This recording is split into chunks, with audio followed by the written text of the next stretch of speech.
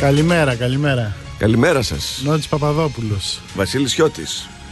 Έχουμε βάλει εδώ τον ύμνο για να υποδεχθούμε έναν υποψήφιο αρχηγό της Νέας Δημοκρατίας, που όλο τρέχει, ο οποίος κέρδισε τις καρδιές μας με αυτό το 50 που έκανε στη Συγκρού. 10 μέτρα έστειλε, έγραψε, αλλά ήταν. Καλημέρα. Δεν υπάρχει ωραιότερο πλάνο, ξέρεις. Το χαζεύω κάθε φορά. Το έχουν κάνει σε αργή κίνηση να. Κοίταξε, θέλω να μας μιλήσω από καρδιάς. Σποτάκι πρέπει να το κάνεις. Θα το κάνω ενδεχομένως.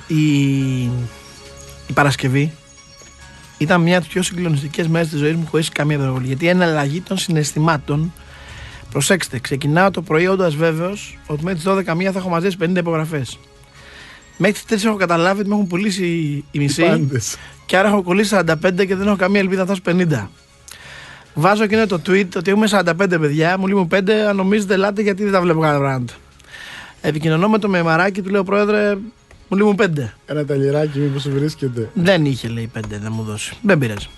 Λοιπόν, είχε, λέει, μόνο 50. Βέβαια, μετά είδα ότι είχε 200, αλλά δεν έχει σημασία. Αυτά γίνονται. Άρα ο Μεμαράκης δηλαδή έβαλε φρένο. Θα τα πω μετά. Δεν λέω ότι ο Μεμαράκης. Λέω, είχε 200, εμένα μου λείπαν 5. Ο καθένας κάνει ό,τι συμπέρασμα θέλει. Λοιπόν, γιατί θέλω να μιλήσω για την νοσοκομματική διαδικασία, απλώς και μόνο για το πολιτικό σκέλος, όχι το παραπολιτικό. Εκεί που είμαι σχεδόν βέβαιος λοιπόν ότι όλη η προσπάθεια πήγε τζάμπα το τρένο και 6 ώρα θα ανακοινώσω ότι δυστυχώς δεν έγινε. Κατά τις 5 παρά 10 παίρνει ένας άσχετος, δεν τον ήξερα καθόλου την Πολιτική Επιτροπή. Μου λέει: Κύριε Γεωργιάδη, είμαι μέλος της Πολιτικής Επιτροπής. Λέω, είχε ένα κινητό του που ήταν πάντα κλειστό. Τον είχα πάρει 10 φορές, δεν το έχει κλειστό, δεν μπορούσα να το βρω. Μου λέει: Είδα, λέει, το tweet και πού είναι το γραφείο σου να έρθω να υπογράψω. Λέω: 46. Πανηγύρια. Και από τις 5 και 20 και μετά αρχίζει ένας χαμός όπου παίρνω την τελευταία υπογραφή 5 και 51. 5 και 51 πήρα την τελευταία υπογραφή. Από τον Βασίλη Τοκάκη. Από τον Βασίλη Τοκάκη. 5 και 50 την πρώτη τελευταία. Από τον Μαντά. Όχι, ο Τοκάκης δεν στηρίζει τον Άδωνη Γεωργιάδη. Το είπε ο άνθρωπος. Ναι. Το Τοκάκης είπε: Εγώ διαφωνώ με τον Άδωνη Γεωργιάδη και δεν θα τον ψηφίσω κιόλας. Όμως θεωρώ αδιανόητο για μία υπογραφή να μην κατέβει υποψήφιος. Θέλω να τον κρίνουν ο Δημοκράτες. Ήταν επίδειξη πολιτικού πολιτισμού. Ναι, δεν έχω θέμα. Και αν σκεφτείτε, δεν είναι κάποιος φίλος μου. Δηλαδή δεν είχαμε σχέσεις ποτέ, είτε σοκομματικές, είτε προσωπικές, είτε άλλες. Και μου έλεγε ότι δεν έχετε συναντηθεί ποτέ. Τον συνάντησα για πρώτη φορά μετά. Ναι. Πήγα και τον είδα και τον ευχαρίστησα. Για να είμαι ειλικρινής. Ναι. Και τον ευχαρίστησα από καρδιάς. Γιατί όντως δεν μπορώ να σου περιγράψω πόσο δύσκολο πράγμα ήταν αυτή η διαδικασία της συλλογής των 50 υπογραφών. Απόδειξε ότι και άλλοι συνάδελφοί μου που το προσπάθησαν δεν το κατάφεραν. Και δεν του κατηγορούν. Υπήρχαν και άλλοι. Δεν θα πω τώρα, γράφηκαν σε εφημερίδες, δεν χρειάζεται. Ακούσαμε, αλλά λέω αν ξέρεις και εσύ κάτι. Όχι, δεν ξέρω. Παραπάνω ό,τι διάβασα σε εφημερίδες. Και όταν σου λέει ο Τοκάκης, εντάξει, σου δίνω και τη δική μου. 5 και 51. Έγινε στο γραφείο μου, γινότανε. Δεν μπορώ να φανταστείς τι γινότανε. Και λέει η Κέφε μετά, γιατί δεν μας ειδοποιήσατε ότι θα έρθετε. Θα σου πω και τη σκηνή. Εγώ τρέχω στις σκάλες, γιατί το τέξιμο δεν ξεκινήσει από το δάτι. Το τέξιμο ξεκινήσει από την Ακαδημία, στο γραφείο μου. Ναι. Έχω πάρει τις υπογραφές στο χέρι, πρέπει από το καταστατικό να παραδοθούν υπογραφές σφραγισμένες σε φάκελο. Έχω το φάκελο στο χέρι, τις υπογραφές στο χέρι, ανεβαίνω στη μηχανή, αρχίζουμε να τρέχουμε και τις κρατάω πάνω μου αγκαλιά, γιατί μόλις πήγα να πάρω το κινητό για να πάρω να πω έρχομαι, πήγα να μου τις πάρει ο αέρας. Φαντάζεσαι να έτρεχα εγώ και να έχω 50 υπογραφές μελών πολιτικής επιτροπής να ανεμίζουν στους δρόμους. Φτάνω στην. Οπότε καταλαβαίνω, λέω, η αναλλαγή συναισθημάτων. Ξεκινάω χαρούμενα. Έχω περάσει 2 ώρες πολύ στεναχωρεμένος. Ο ενθουσιασμός, τα καταφέρνουμε. Τις βρήκα, πάω το μήνυμα. Πάω εκεί, μπαίνω μέσα, μου λένε στην αρχή: Δεν μπορούμε να την κάνουμε δεκτή γιατί έχετε καθυστερήσει. Νέα στεναχώρια, 20 λεπτά απ' έξω αναμονή, αν θα με δεχτούν ή όχι. Λέω: Ρωτήσω τους υποψηφίους μου και αν ένας φέρει αντίρρηση, εγώ αποσύρωμαι. Με φωνάζουν μέσα, δέχονται την αίτηση. Μου δίνουν και το χαρτί ότι δέχονται την αίτηση. Κατεβαίνω κάτω, βγαίνω να θυμάστε και στο Sky και τα λοιπά και λέω: Τους ευχαριστώ που δέχτηκαν την αίτηση. Φεύγω. 1000 τηλέφωνα, μπράβο, ωραίο, συγχαρητήρια μαζί σου, τα λοιπά. Χαμό στο γραφείο μου, ξέρεις. Πανηγυρισμοί ήταν. Ξαφνικά, ενώ είμαι 100 μέτρα από το σπίτι μου για να πάω να κλείσω κινητά και να ξαπλώσω γιατί είμαι πραγματικό ράκος με την κούραση, με παίρνει τηλέφωνο, θυμάμαι το δελτίο του Star και έβλεπα με παίρνει το Star συνέχεια, τι θέλει το Star. Βέβαια, με σηκώνει τηλέφωνο. Στάρ ειδήσεις, μου λέει τι δήλωση θα κάνετε γιατί έκοψαν την υποψηφιότητά σας.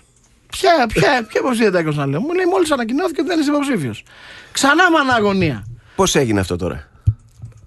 Συνήλθε η Κέφε, ναι, η οποία στην αρχή είχε κάνει αποδεκτή την υποψηφιότητα. Ναι, μετά από μια μισή ώρα ξανασυνήλθε. Ποιανού δάχτυλος δηλαδή είναι? Άκου. Εμένα η βασική μου αρχή σε αυτή τη διαδικασία, στην οποία πιστεύω πολύ στη διαδικασία, μου αρέσει η δημοκρατική διαδικασία, είναι πολύ έτσι αμερικάνικου τύπου αυτή η διαδικασία, ανοιχτή στην κοινωνία και την υποστηρίζω. Όμως μείζον στόχος αυτής της διαδικασίας δεν είναι μόνο η εκλογή αρχηγού. Είναι και όταν θα τελειώσει η διαδικασία να είμαστε αγαπημένοι και ενωμένοι. Γιατί αν για να βγάλουμε αρχηγό γίνουμε 5 κομμάτια, δεν έχει νόημα. Ναι. Γι' αυτό λόγο θα μου επιτρέψει να μην μπω καθόλου ούτε σε σεναριολογία ούτε σε νομοσιολογία. Εγώ θα μείνω στο επίσημο. Είχε δικαίωμα η ΚΕΦ να αποφασίσει ότι μπορεί να με κόψει για τα 4 λεπτά. 4, ναι, 8. Έχει και 4 μπήκα στο κτίριο. Ναι, είχε δικαίωμα. Το ξεκαθαρίζω. Ήταν μία, σύμφωνα με το καταστατικό, νόμιμη απόφαση. Αν ο στόχος να είστε ενωμένοι, πάντως ο καλύτερος είναι ο Μαράκης. Αν ο στόχος είναι ενωμένοι την άλλη μέρα, ο πιο καλός. Για ποιο λόγο, γιατί οι άλλοι θα διαλύσουν την Δημοκρατία. Δεν λέω. Όχι. Γιατί τον εαυτό μου θα μιλήσω το τελευταίο. Ναι, εσύ, εν πάση περιπτώσει, είσαι ένας. Γιατί να ψηφίσει ένας βουλευτής, ένας ψηφοφόρος της Νέας Δημοκρατίας, έναν άνθρωπο του ΣΥΡΙΖΑ δεν με ψηφίσει.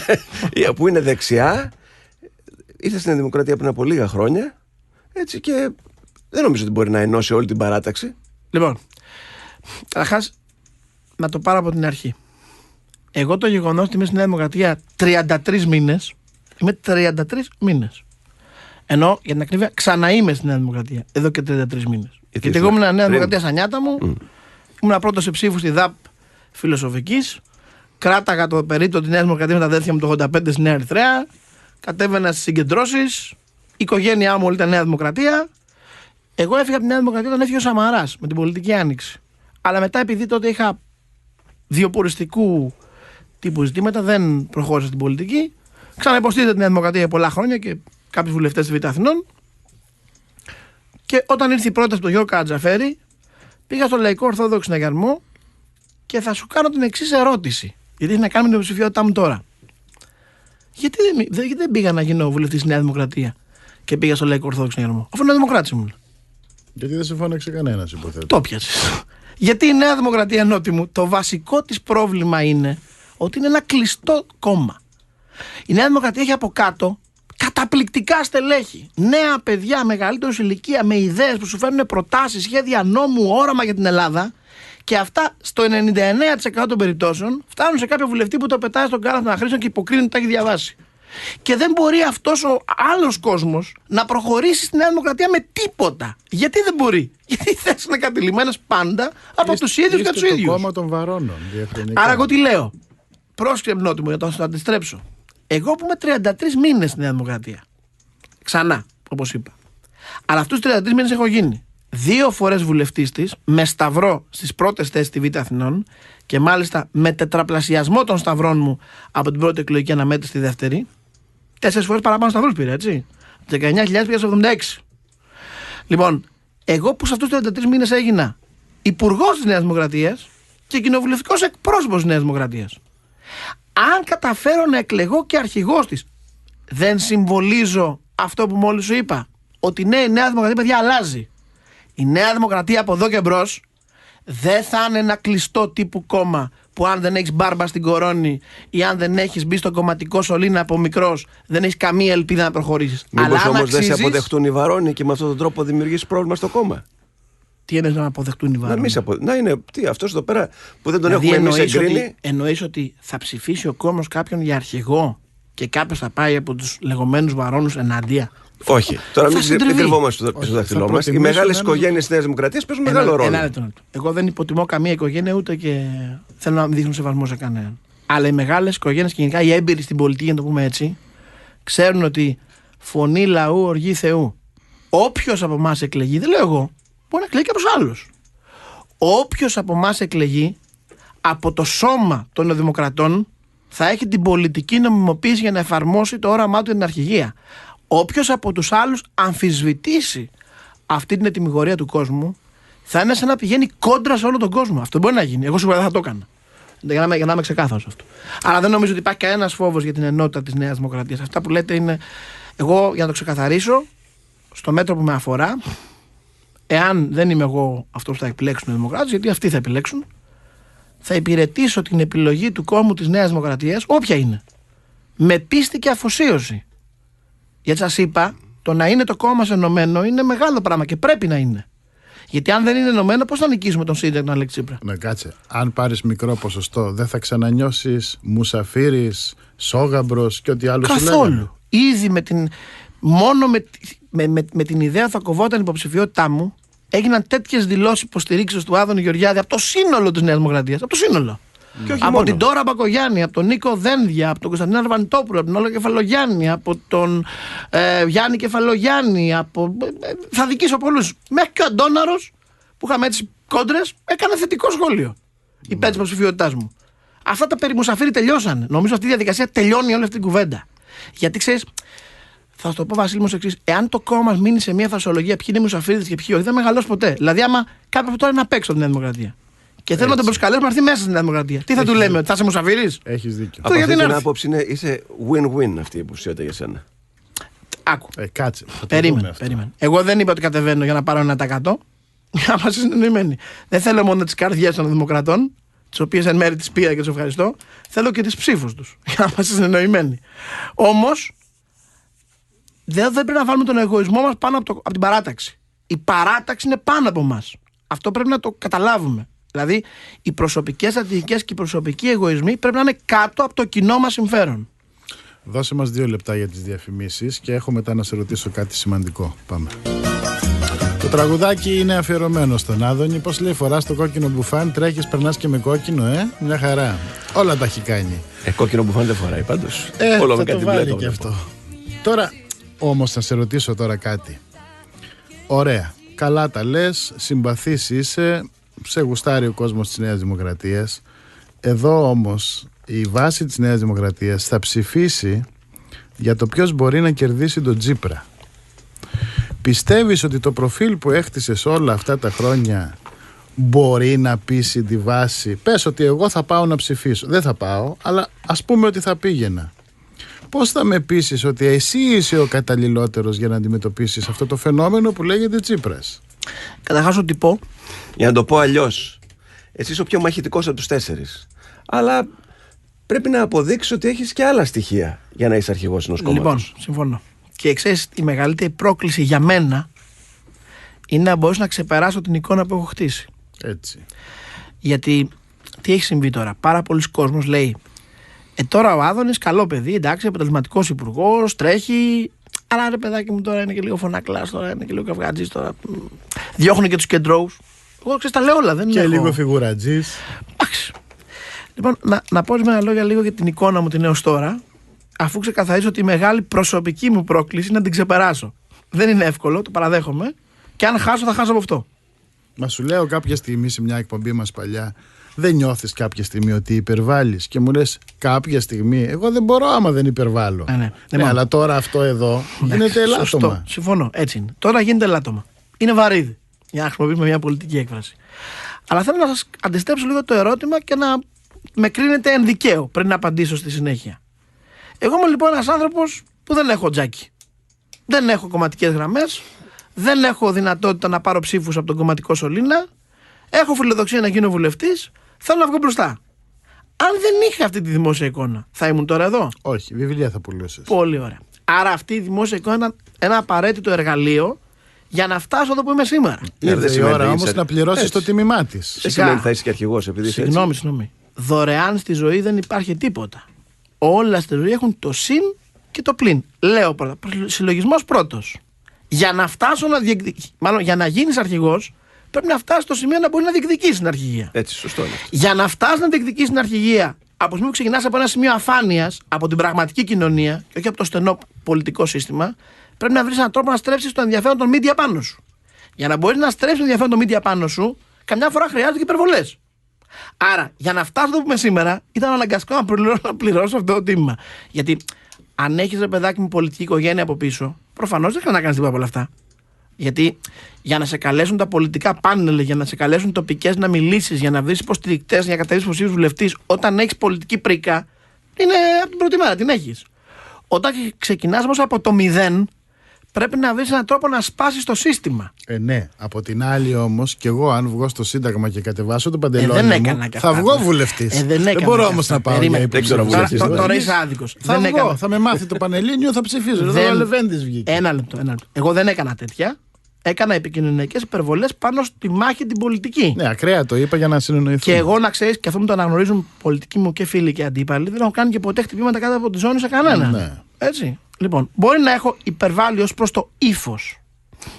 Βέβαια, πάρα πολλοί που με αμφισβητούσαν λόγω αυτής της εικόνας, όταν άρχισα να ασκώ εξουσία, γρήγορα αντέστρεψαν αυτήν την εικόνα. Αυτό είναι ένα παράδειγμα. Όταν πήγα στο Υπουργείο Ναυτιλίας, γιατί εγώ ακούω γενικώς, μ' αρέσει να ακούω. Την πρώτη μέρα που πήγα, την δεύτερη, την πρώτη εβδομάδα, μισοί γελάγανε. Ναι, λέγανε θα τρακάρουν τα βαπόρια μεταξύ τους. Γελάγανε. Ο γραφικός. Ναι. Ήρθε ο γραφικός, ήρθε ο Φωνακλάς. Θα κάνουν επανάσταση εφοπλιστές. Όλα αυτά. Όταν μετά από 3,5 μήνες, και πολλοί λένε Υπουργός Ναυτιλίας, Άδωνης Γεωργιάδης, και νομίζουν ότι έχω κυβερνήσει χρόνια. Ήταν 3,5 μήνες. Σε αυτούς όμως τους 3,5 μήνες δεν άφησα μία μέρα να πάει χαμένη. Κάναμε την άρση του καμποτάζ, που την περιμένα 40 χρόνια.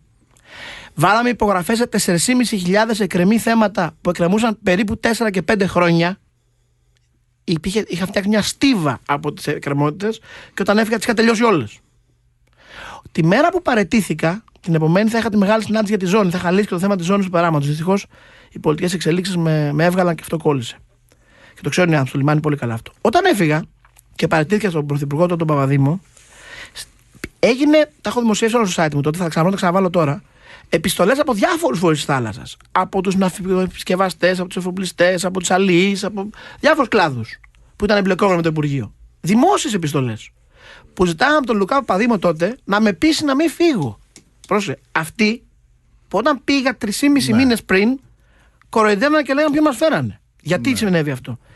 Γιατί, επαναλαμβάνω, είναι ένα κομμάτι η δημόσια εικόνα της τηλεόρασης, στην οποία είπαμε τα σύν και τα κλίν. Είσαι άνθρωπος της πιάτσας και αποτελεσματικός. Δεν υπάρχει θέμα. Ένα λεπτό τώρα. Άρα. Είμαι λοιπόν, λες, αποτελεσματικός. Πολύ ωραία. Ερώτηση. Για αρχηγό ή για πρωθυπουργό? Γιατί όταν επιλέγεις αρχηγό της Νέας Δημοκρατίας, επιλέγεις ενδεχομένως τον επόμενο πρωθυπουργό, έτσι. Θες κάποιον αποτελεσματικό ή κάποιον με ύφος? Τι θες? Αποτελεσματικό. Αν θες κάποιον με ύφος, εντάξει, και τα δύο στη ζωή μπορεί να τα έχεις. Δεν θα πω τώρα ονόματα, δεν θέλω. Ύφος έχουν κι άλλοι στην υποψηφή μου. Ύφος. Περισπούδαστο και φτιαγμένο από κοινωνιολόγους. Αλλά αυτό λύνει προβλήματα. Θα σου το πω αλλιώς για να το καταλάβεις. Σου λέει ο Άδωνης, σηκώνει τα μανίκια, λύνει τα προβλήματα, δουλεύει από το πρωί στο βράδυ. Εντάξει, θα το στείλουμε και στη Σύνοδο Κορυφής όμως, δίπλα στον Ολάν, τη Μέρκελ, τον Ντάισεμπλουμ. Θα έρθω. Λοιπόν, πάμε τώρα στο Υπουργείο Υγείας. Λέω, θα να πω γι' αυτό. Εγώ είμαι πάρα πολύ περήφανος για τη θητεία μου στο Υπουργείο Υγείας. Και χθες που κλείσαν τα 120 κρεβάτια εντατικής θεραπείας, πολλοί μπορεί να κατάλαβαν πόσο άδικη κριτική μου ασκούσαν, κυρίως οι αριστεροί τότε. Θυμάμαι ακόμα, έκανα διάφορα. Το πιο σημαντικό έργο που έκανα ήταν η ενοποίηση του πρωτοβάθμιου συστήματος φροντίδας υγείας. Αυτό 40 χρόνια το λέγαμε. Τότε με πήραν. Δεν από ονόματα, δεν θέλω. Μα έχει γίνει τώρα αυτό? Έχει γίνει βεβαίως, αλλά κόλλησε στη συνέχεια, διότι έπρεπε να γίνουν οι προσλήψεις των 900 επικουρικών γιατρών που προέβλεπε ο δικός μου νόμος, αλλά εγώ μετά από 2 μήνες έφυγα από το Υπουργείο. Και η συνέχεια υπήρξε όχι η συνέχεια του Μάκη Βορύδια, μην φαίνεται το λέω γι' αυτό. Κυρίως επικουρουβλοί, όλες οι διαδικασίες σταματήσαν. Λοιπόν, όταν έκανα την ενοποίηση, προηγούμενοι Υπουργοί Υγείας και όχι της Νέας Δημοκρατίας μόνον, δεν από ονόματα, γιατί αν θέλουν τα πούνε μόνοι τους. Τα πιο γνωστά ονόματα που ξέρεις. Με πήραν όλοι τηλέφωνο. Δηλαδή και από το Πασόκ? Και από το Πασόκ φυσικά. Ναι. Και μου είπανε ότι πραγματικά δεν μπορώ να πιστέψω ότι κατάφερε κάποιον να το κάνει. Εμείς το προσπαθούσαμε 40 χρόνια. Ξέρεις πότε είχε εξαγγελθεί η ενοποίηση της πρωτοβάθμιας φροντίδας υγείας? Το 1979. Ναι, έτσι είναι. Και το έκανα το 2014. Ξέρεις πόσες φορές έχει εξαγγελθεί από τότε? Άλλες 6-7 φορές. Δεν το λέω για να μου πείτε ότι είμαι κανένας σπουδαίος. Δεν εννοώ αυτό. Εννοώ ότι στην πράξη απέδειξα ότι είμαι αποτελεσματικός. Και άκου το καλύτερο που έκανα, που δυστυχώς δεν έχει περάσει, και θα σου πω και τη συζήτηση στη Βουλή χθες. Κάποια μέρα ήρθε στο γραφείο μου, στο Υπουργείο Υγείας, ο κ. Βασίλης Κορκίδης. Μπορεί να τον βγάλει στο τηλέφωνο να το επιβεβαιώσει. Ως πρόεδρος ΕΣΕ ήρθε. Ο κ. Κορκίδης το λέω γιατί υποστηρίζει τον Κυριάκο Μητσοτάκη στην εκλογή αναμένεται. Δεν το λέω για να βγάλετε κάποιον υπέρ μου. Και ήρθε λοιπόν η ΕΣΕ και μου έδωσε ένα θέμα. Μου λέει: κοιτάξτε, κύριε Υπουργέ, δεν μπορεί κάποιος που πληρώνει ο ΑΕ ασφάλιστρα μια ζωή, επειδή δεν μπορεί να πληρώσει 3 μήνες, να του κόβεται την ιατροφαρμακευτική περίθαλψη. Εγώ πληρώνω ο ΑΕ από τα 17 μου, ταμείο εμπόρων λέγονταν τότε. Ναι. Λέω: είσαι απόλυτο δίκιο. Εγώ μπορεί, λέγω τον εαυτό μου, εγώ ο Άδωνης Γεωργιάδης. Να είσαι άνεργος. Μπορεί να μην μπορεί να τον πληρώσουμε το μέγιστο του ΑΕ. Ναι. Γιατί δεν είναι καθόλου υποχρεωτικό ότι μπορεί να τον πληρώνει. Γιατί η επιχείρηση πηγαίνει χάλια, γιατί υπάρχει κρίση, γιατί. Θα βρω λύση. Πήγα στην Τρόικα, του είπα: παιδιά, εδώ υπάρχει πρόβλημα. Πήγα στο Στουρνάρα, μίλησα με τον Σαμαρά. Πριν φύγω από το Υπουργείο Υγείας, έβγαλα αυτή την υπουργική απόφαση, όπου παρέχουμε από τότε πλήρη ιατροφαρμακευτική κάλυψη σε 2 εκατομμύρια ανασφάλιστους. Για να καταλάβεις μια διαφορά, Νότι μου.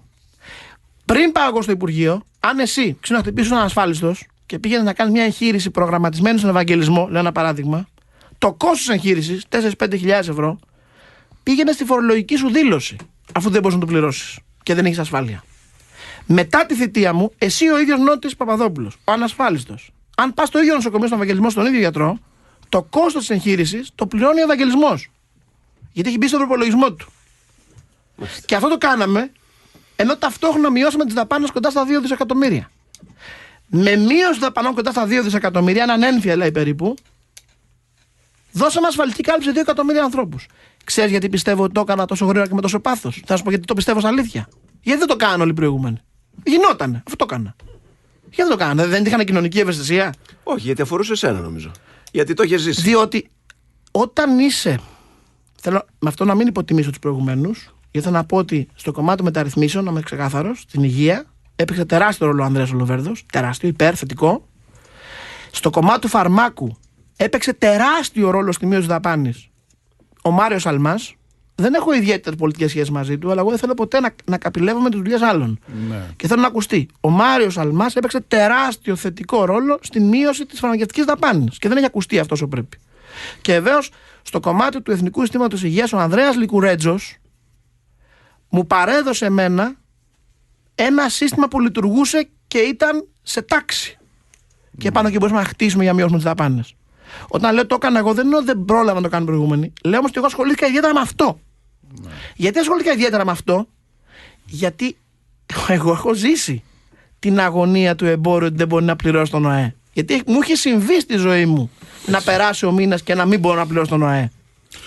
Αυτό δεν ξέρω, Νότι μου. Ένα λεπτό, δευτερόλεπτο. Ναι. Δεν ξέρω αν μπορεί κάποιος που στη ζωή του τα έχει όλα έτοιμα να το νιώσει. Προσέξτε, δεν είναι θέμα νοημοσύνης και ευφυΐας. Προφανώς διαθέτουν και οι τρεις υποψήφοι μου. Έχει ζήσει το πρόβλημα στο πετσί σου, ρε παιδί. Αλλά ξέρεις, η βιωματική γνώση είναι άλλο πράγμα. Και δεν προσφέρεται στα πανεπιστήμια. Η βιωματική γνώση είναι αυτό που λέει η ελληνική γλώσσα. Βιωματική, ή το έχει ζήσει και έχει ξενυχτήσει για την άλλη μέρα. Δεν μπορεί να πληρώσει την επιταγή σου και δεν σε παίρνει ο ύπνος. Γιατί την άλλη μέρα ξέρεις θα σε πάρει αυτό που του χρωστάς, θα σου πει πού είναι τα λεφτά μου. Και εσύ θα κρύβεσαι ή θα του λες αδερφέ, δώσε μου 2 μέρες περιθώριο και μην τις φραγείς. Γιατί άμα μου τις φραγείς θα πάω στον Τηρεσία και δεν θα μπορώ να έχω μπλοκ. Σου λέω πράγματα που τα έχω ζήσει και αυτά. Προφανώς ποιος το εμπόριο, ποιος το έχει ζήσει. Και διαφορετικό να ξέρεις ότι έχεις πάει στα καλύτερα πανεπιστήμια.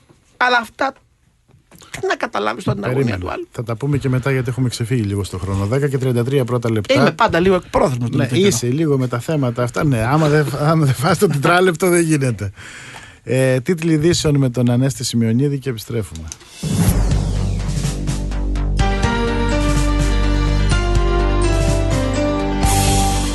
Βήμα FM 99,5.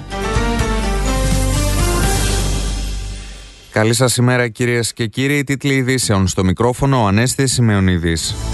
Αγώνας δρόμου από την κυβέρνηση για την πρώτη αξιολόγηση και τη διευθέτηση του χρέους.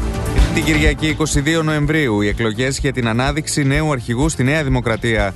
Στις 29 Νοεμβρίου, εάν χρειαστεί, ο δεύτερος γύρος.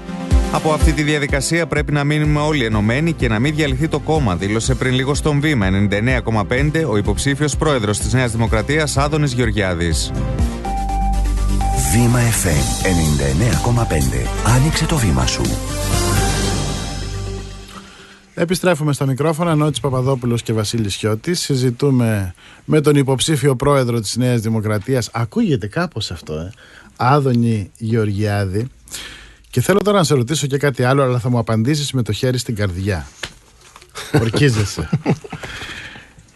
Θα ήσουν υποψήφιος αν έβλεπες ότι υπάρχει μια υποψηφιότητα η οποία η βάση τη θέλει, ρε παιδί μου. Δηλαδή θα ήταν μια υποψηφιότητα. Ας σου πω ένα παράδειγμα, αυτό που όλοι περιμένουν. Αν ήταν υποψήφιος ο Καραμανλής, θα κατέβαινες και πάλι? Ο Κώστας Καραμανλής. Θέλω να είμαι εξαιρετικά ειλικρινής. Δεν θα κατέβαινε. Και θέλω να πω και γιατί δεν θα κατέβαινε. Διότι ο Κώστας Καραμανλής είναι μακράν το πιο αγαπητό πρόσωπο στην παράταξη. Και αν αποφάσισε να κάνει αυτό το βήμα, είμαι τελείως βέβαιος ότι η παράταξη θα του έδινε αυτή την ευκαιρία. Και δεν θα ήμουν εγώ αυτός που θα πήγαινε κόντρα στη βούληση και στην αγάπη της παρατάξεως. Θα προσπαθούσα να βοηθήσω την προσπάθειά του με τις ιδέες μου και την μαχητικότητά μου. Νομίζω όμως ότι τους πρώην αρχηγούς και τον Κώστα Καραμανλή και τον Αντώνη Σαμαρά πρέπει από αυτή τη διαδικασία να τους κρατήσουμε όσο γίνεται πιο μακριά.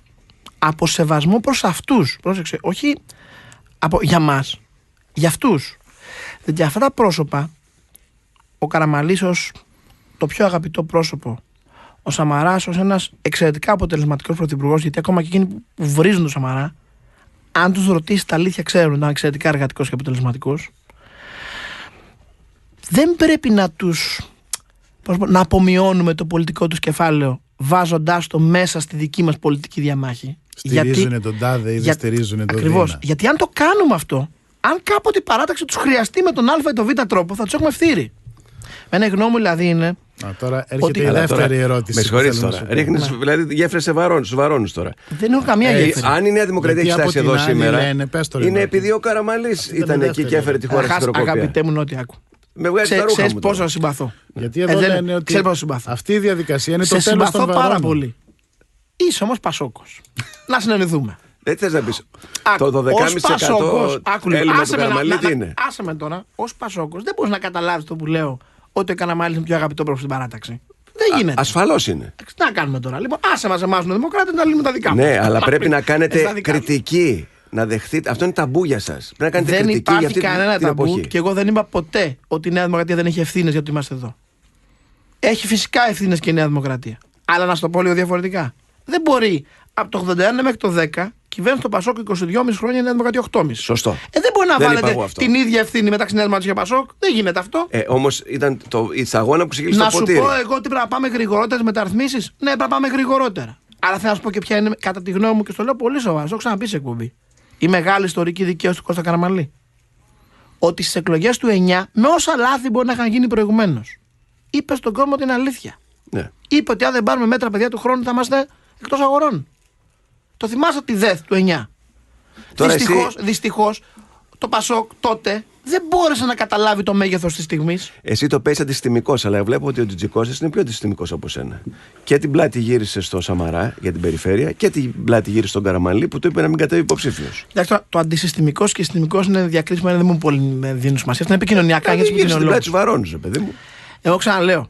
Θέλουμε αρχηγό που θα αλλάξει το κόμμα και το κάνει επίκεντρο των πολιτικών εξελίξεων και πρωθυπουργό που θα μας λύσει τα προβλήματα. Δεν θα μετρήσει το αν είναι κάποιος αντισυστημικός ή συστημικός. Θα μετρήσει αν είναι αποτελεσματικός. Αν έχει ξεκάθαρο πολιτικό λόγο. Παραδείγματος χάρη, μια και μου λες για τον κύριο Τζιτζικώστα, που είναι φίλο μου αποστολής. Δεν έχω κανένα θέμα προσωπικό μαζί του και του εύχομαι μια καλή επιτυχία. Αλλά να ξεκαθαρίσουμε ένα απλό πράγμα. Διαβάζω χθες στο διαδίκτυο δηλώσεις του. Καταρχάς, ήταν λίγο προβοκάτσια αυτό που του κάνανε, γιατί παρουσιάστηκαν οι δηλώσεις σαν χθεσινές, ενώ είναι ενός έτους πριν. Και εγώ δεν έχω λόγο να το. Δεν έχει καμιά σημασία. Μία θέση, είτε μια μέρα πριν, είτε ένα χρόνο. Εγώ διευκρινίζω για να ξέρει ο κόσμος, μπορεί να μην το ξέρει. Ναι. Οι δηλώσεις που είδαν χθες στο διαδίκτυο ξαφνικά μαζικά, ότι ο Απόστολος Τζιτζικώστας θέλει να κλείσουν οι σκουριές και θέλει να δώσει αγώνα με τους εργαζομένους του ΟΛΘ για να μην προχωρήσει η σύμβαση παραχώρησης του Οργανισμού Λιμένος Θεσσαλονίκης, σύμβαση που έχει υπογράψει και η κυβέρνηση Νέας Δημοκρατίας επί Αντώνη Σαμαρά, που είχε ξεκινήσει η κυβέρνηση του Κώστα Καραμανλή το 2008 και που ξαναψήφισε η Νέα Δημοκρατία τώρα με τον Βαγγέλη Μεμαράκη, δηλαδή μια σύμβαση παραχώρησης που την υποστηρίζει η Νέα Δημοκρατία εδώ και μια δεκαετία. Η δήλωσή του ότι αυτός είναι αντίθετος και ότι θα κάνει αγώνα με τους εργαζομένους για να μην προχωρήσει είναι περσινή. Μπορεί ο άνθρωπος. Έχει αλλάξει άποψη. Δεν το γνωρίζω, δεν τον έχω ακούσει. Όταν φαντάζομαι θα δώσει την πρώτη του συνέντευξη, κάποτε θα δώσει. Δεν μπορεί να μην δώσει ποτέ. Έτσι δεν είναι. Έχει αργήσει ήδη κατά τη δική μου γνώμη και το λέω φιλικά. Αλλά αν πάση τόσο αυτό είναι δικό του. Θα του πω εγώ ότι θα κάνει τόσο στην εκστρατεία του. Κάποια στιγμή όμως θα δώσει. Εκεί φαντάζομαι οι δημοσιογράφοι θα ρωτήσουν αν εξακολουθεί να πιστεύει ότι πρέπει να κλείσουν οι σκουριές ή να εξακολουθεί να πιστεύει ότι δεν πρέπει να προχωρήσουν την ιδιωτικοποίηση. Πάντως το πιο μεγάλο πρόβλημα του Τζιτζικώστα είναι νομίζω ότι δεν μπορεί να. Ένα λεπτό. Για να πάμε τώρα σε μένα, άστο Τζιτζικώστα. Ο Τζιτζικώστα θα κάνει τη δική του εξαρτία. Μπορεί να ζήσει μια δημοκρατία, μια διαρχία. Ξαναλέω, εγώ δεν θέλω να μιλήσω για τους άλλους υποψηφίους. Και αν αυτό που είπα για τα πανεπιστήμια θεωρηθεί αιχμή για τους άλλους, θα το πάρω πίσω ή να το διορθώσω ως εξής. Και εγώ θα ήθελα να μπορέσω να έχω φοιτήσει στα καλύτερα πανεπιστήμια. Θα το ήθελα να το έχω κάνει. Τους καθαρίζω. Προφανώς. Εγώ το πιθανότερο θα είχα φοιτήσει, θα είχα κάνει τα πτυχιακά μετά το πτυχίο μου, εάν δεν είχα χάσει τους γονείς μου. Εγώ απλώς έχασα τους γονείς μου και μετά έπρεπε να λύσω βιοποριστικά ζητήματα. Δεν μπορούσα να ασχοληθώ με την εξέλιξη των σπουδών μου. Δηλαδή, είπα πριν ότι είναι για μένα πλεονέκτημα ότι έχω ζήσει την πραγματική ζωή και αισθάνομαι τον πόνο του άλλου. Αυτό δεν σημαίνει ότι αν κάποιο έχει σπουδάσει, ξέρω, σε ένα κορυφαίο πανεπιστήμιο, δεν έχει ένα μεγάλο πλεονέκτημα. Όπως ο Μητσοτάκης στο Χάρβαρντ. Βεβαίως.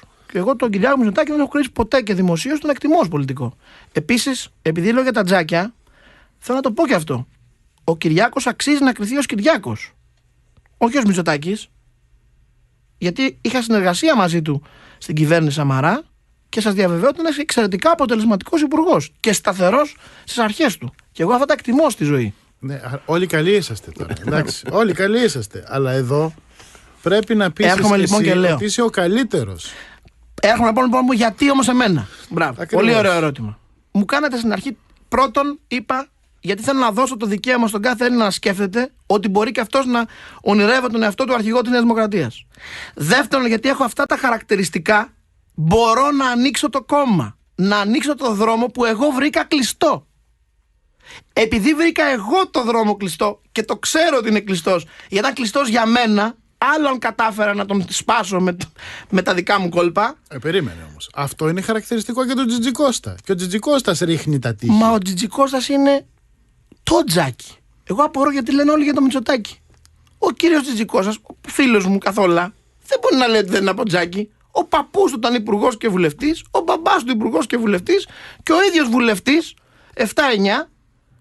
Δεν επανεξελέγει το 9. Για να είμαι ακριβώς δίκαιος, θα είχε εκλεγεί αν δεν ήταν εκεί ο Κώστας Καραμανλής που βγαίνει χωρίς σταυρό. Γιατί έτσι έγινε. Αν ήταν αλλού η έδρα την έπαιρνε. Όχι, για να είμαι. Δεν θέλω να λέω στους ανθρώπους κάτι μειωτικό πέραν από την αλήθεια. Αλλά δεν μπορεί να πούνε ότι ο Αποστόλης δεν είναι από τζάκι. Δηλαδή, τότε τι είναι το τζάκι, δηλαδή. Δηλαδή, να μιλάμε τώρα στα σοβαρά τώρα. Μην λέμε τώρα. Πάντως το μεγάλο του πρόβλημα είναι η διαρχία. Εγώ αυτό βρίσκω το μεγάλο του πρόβλημα. Πώς θα είναι αρχηγός Νέας Δημοκρατίας και θα είναι 4 χρόνια εκτός Βουλής. Ακούστε. Ως προς τη διαρχία, εγώ βλέπεις ότι δεν το θέτω σε πρώτη προτεραιότητα. Ποτέ. Σε καμία μου συνέντευξη. Θα σου πω γιατί. Ναι, αλλά θα πρέπει να επιλέξει κάποιον μετά θα σου πω, να τον έχει αρχηγό της αντιπολίτευσης στη Βουλή. Μου επιτρέπεις να πω γιατί. Διότι εμένα μου αρέσουν τα πολιτικά θέματα να τα λύνουν οι πολιτικοί. Προφανώς όταν αρχίσει να μιλάει, γιατί δεν έχω ακούσει την πρότασή του γι' αυτό, θα μας πει. Το είπε 2-3 φορές. Όχι, πρέπει να μιλήσει τώρα. Δεν υπάρχει τώρα. Τα βανώ πρόκα. Εγώ χτυπήματα κάτω από τη ζώνη δεν κάνω. Εγώ μιλάω μόνο ευθέως και μόνο πολιτικά. Ναι, πρέπει να μιλήσω και είναι υποψήφιος μουγκός, λες με λίγα λόγια τώρα. Πρέπει να μιλήσω. Κατά τη γνώμη μου, έχει δικαστήριση. Δηλαδή, θέλω ένα παράδειγμα. Επειδή άκουσα το φίλο μου τον Νότο Μηταράκη σε μια εκπομπή στο Skype που υποστηρίζει τον κύριο Τζικώστα, αναφανδών και με πάθος και μπράβο του και τον συγχαίρω γι' αυτό, και μου έκανε και μια έμεση επίθεση εμένα ότι ο Τζικώστα θα μιλήσει, αλλά όχι φλίαρος. Δεν θα είναι φλίαρος κάποιοι άλλοι. Θα τα πει στα ράτα. Προφανώς το φλίαρος πήγαινε σε μένα. Δεν στεναχωριέμαι γι' αυτό. Δεκτός ο χαρακτηρισμός. Αλλά δεν μπορεί το ένας ο Νότης Μηταράκης έκανε και μια μεγάλη απρέπεια κατά του Σαμαρά σε εκείνη τη συνέντευξη. Θα το πω αυτό. Για πες. Δεν μπορεί ο Νότης Μηταράκης, ένα πρόσωπο που είναι στην πολιτική λόγω Σαμάρα. Ναι. Πριν το Σαμάρα δεν ήξερε κανένας. Ναι. Δεν είναι. Βέβαια. Που έγινε υπουργός του Σαμάρα για 3 χρόνια. Ο σταθερότερος υπουργός της κυβέρνησης Σαμάρα. Δεν είναι. Βέβαια. Να λέει ο Σαμαράς απομόνωσε το κόμμα από την κοινωνία και αυτή τη βλάβη θα τη διορθώσει ο Τζικώστας. Είπε τέτοιο πράγμα. Βεβαίως. Έγινε αυτό. Αυτό, φίλε μου Νότι, δεν γίνεται. Το προσπερνάω. Κλείνω την παρένθεση. Πάω στα πολιτικά ζητήματα. Μα ο Νότης Μηταράκης ήταν υπουργός που εμάχθηκε για τις ιδιωτικοποίησεις. Δεν ενδιαφέρει τον Μηταράκη να μας πει αν ο αρχηγός που στηρίζει θέλει να είναι υπέρ των ιδιωτικοποίησεων ή κατά. Μα είναι ακόμα θέση του Τζιτζικώστα. Δεν το ξέρω, είπα. Θα το μάθουμε. Δεν το γνωρίζω. Εγώ ξεκαθαρίζω. Οι θέσεις που διαβάσατε χθες ήταν θέσεις πρώενος έτους. Δεν είναι χθεσινές όπως παρουσιάστηκαν. Άρα έχει κάθε δικαίωμα ο κ. Τζικώστας στην πρώτη επαφή με μικρόφωνο να διευκρινίσει ότι αυτές είναι περσινές του θέσεις και να τις έχει αλλάξει. Βρήκαμε το πρώτο δίδυμο που θα φωνάξουμε. Γεωργιάδης Τζιτζικώστας εδώ να κάνουμε. Καμιά δημοσκόπηση έχεις? Λοιπόν, θέλω όμως να έρθω στο μείζον. Άσε τις δημοσκοπήσεις. Τι σημασία έχουν τώρα? Και για το Πούλμαν να μας πεις, γιατί τελειώνει. Αφήστε τα παραπολιτικά, θέλω να πω το μείζον. Γιατί πιστεύω λοιπόν ότι πρέπει να ψηφίσουν εμένα. Και το λέω χωρίς αλαζονία. Αν ακουστεί αλαζονικό, παρακαλώ πολύ διορθώστε με. Εγώ θα νομίζω μόνο πολιτικά. Τι πουλάει στην ελληνική κοινωνία ο Αλέξης Τσίπρας, κατά βάση, ότι είναι το δικό τους παιδί. Ο νέος που είναι το δικό τους παιδί. Μια τέτοια υποψηφιότητα σε μια εκλογική αναμέτρηση, ερχόμενο σε επαφή με πρόσωπα που συμβολίζουν το παλιό πολιτικό σύστημα, έχει από την αρχή ένα μεγάλο πλεονέκτημα. Για ποιο λόγο? Γιατί η κοινωνία λέει, όχι πάλι ίδιοι, πάμε στο νέο. Έτσι μας κέρδισε τώρα. Πώς μας κέρδισε? Πήγε στο παλιό νέο και κέρδισε. Και ο Τζιτζικώσας το γι' αυτό. Ο Τζιτζικώσας, είπαμε, καλό παιδί και νέο στην ηλικία, 37 ετών, 43 εγώ. Δεν μιλάει. Όχι, δεν μιλάει. Θα μιλήσει ο άνθρωπος. Θα μην είσαι τόσο κακός τώρα, ρε παιδάκι μου τώρα. Θα μιλήσει. Σιγά μια χαρά να μιλάει. Περιφερειάρχη, βγήκε 70% το πήρα, αλλά μιλάει. Θα επιλέξει αυτό που θα μιλήσει. Δεν του πω εγώ. Ναι. Ξεκαθαρίσουμε. Αυτά τα ηρωνίες δεν θέλω καθόλου σε κανένα υποψηφίο μου από μένα. 0. Δεν το θέλω. Πραγματικά όχι, δεν το θέλω. Δεν το θέλω. Αλλά πρόσεξε. Γιατί πρέπει λίγο να τα μεταβάλουμε σε μια σειρά. Δεν μπορεί, επαναλαμβάνω, να πει ότι είναι το καινούριο on από Τζάκι. Άρα εκεί θα το χτυπήσει ο Τσίπρας, να την γλιτώνει.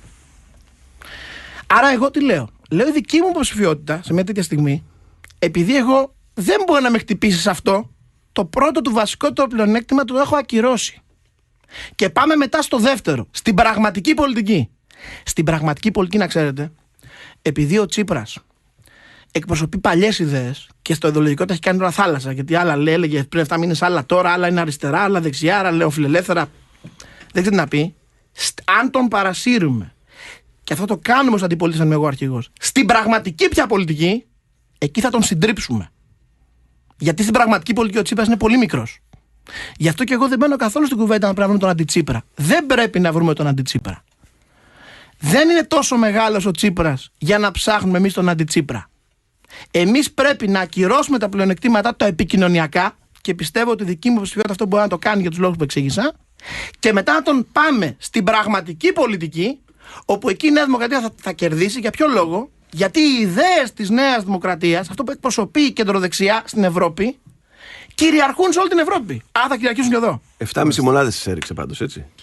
Σου είπα γιατί μας έριξε 7,5. Μας έριξε 7,5 γιατί ψηφίζοντας η Νέα Δημοκρατία το καλοκαίρι το μνημόνιο, χωρίς κανέναν όρο και καμία πολιτική προϋπόθεση, έδωσε την ευκαιρία στον Τσίπρα να πει: ίδια θα είναι η ζωή σας, είτε κερδίσουμε η Μαράκη είτε κερδίσει ο Τσίπρας, αφού το έχουμε ψηφίσει όλοι. Άρα τώρα αυτό που σας νοιάζει δεν είναι αν θα πέσουν οι φόροι, αν θα μειωθούν οι συντάξεις, δεν θα είναι ίδια. Σας νοιάζει να διαλέξετε αν θέλετε το παλιό ή το νέο. Και εκεί κέρδισε το νέο. Αυτό έκανε. Δώσε μας 2 λεπτά διαφημίσεις και επιστρέφουμε. Βήμα FM 99,5. Άνοιξε το βήμα σου.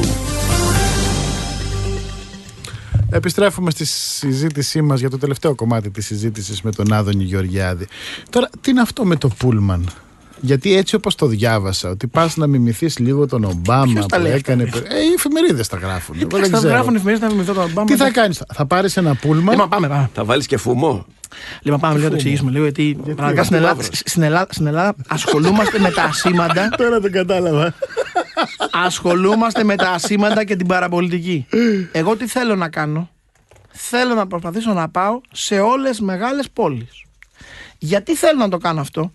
Καλά, γιατί με ξέρουν όλοι από την τηλεόραση. Μην βιάζει. Το Πούλμαν είναι πολύ φορεμένο, θέλω να πω. Το Πούλμαν δεν είναι Πούλμαν. Ένα μικρό βάν είναι. Που έχει την ευκαιρία στον δρόμο να μπορεί να κοιμηθείς. Γιατί για να κάνεις αυτά τα χιλιόμετρα πρέπει να θα βγει να μιλάς, να μπορεί το πρόσωπό σου να είναι σε μια κατάσταση να βλέπετε. Γιατί ξενοδοχεία δεν έχει? Πρώτα απ' όλα, εγώ για να κάνω αυτή την περίοδο που θέλω και να σταματάω σε κάθε πόλη ξενοδοχείο, Βασίλη μου, εξοδεύσω ένα σκασμό λεφτά. Και ένα σκασμό λεφτά δεν έχω. Το Πούλμαν είναι μια πολύ οικονομική λύση, γιατί μπορώ να κοιμάμαι και μέσα στο Πούλμαν καθοδόν και να μειώσω τις διαμονές στα ξενοδοχεία στο μισό. Και θα έχει την ευγενία μαζί. Θα είναι και ευγενία αρκετές. Ξέρεις τι μου θυμίζεις? Αυτή τη διαφήμιση που έλεγε εσύ και ο Κολοτούμπας στο Πούλμαν. Εκεί όμως λέει οργώνει κιόλας. Ναι. Ο παίκτης λέει οργώνει. Το θυμάσαι. Και εγώ θέλω να οργώσω. Βρες το ρε γελασάκι. Λοιπόν, έχει υπόψη σου, εγώ τι φιλοδοξία έχω? Θέλω να πάω και όλο αυτό ο κόσμο με ξέρει μόνο από την τηλεόραση και έχει την εικόνα μόνο την τηλεοπτική, να έχει την ευκαιρία να με δει και από κοντά. Θέλω να πάω να σφίξω χέρια, θέλω να πάω να ακούσω τα επιμελητήρια, θέλω να πάω να ακούσω τους δημάρχους, θέλω να σημειώσω τα βασικά προβλήματα της κάθε περιφέρειας για να ξέρουμε αν μου κάνουν τιμή οι δημοκράτες να με εκλέξουν.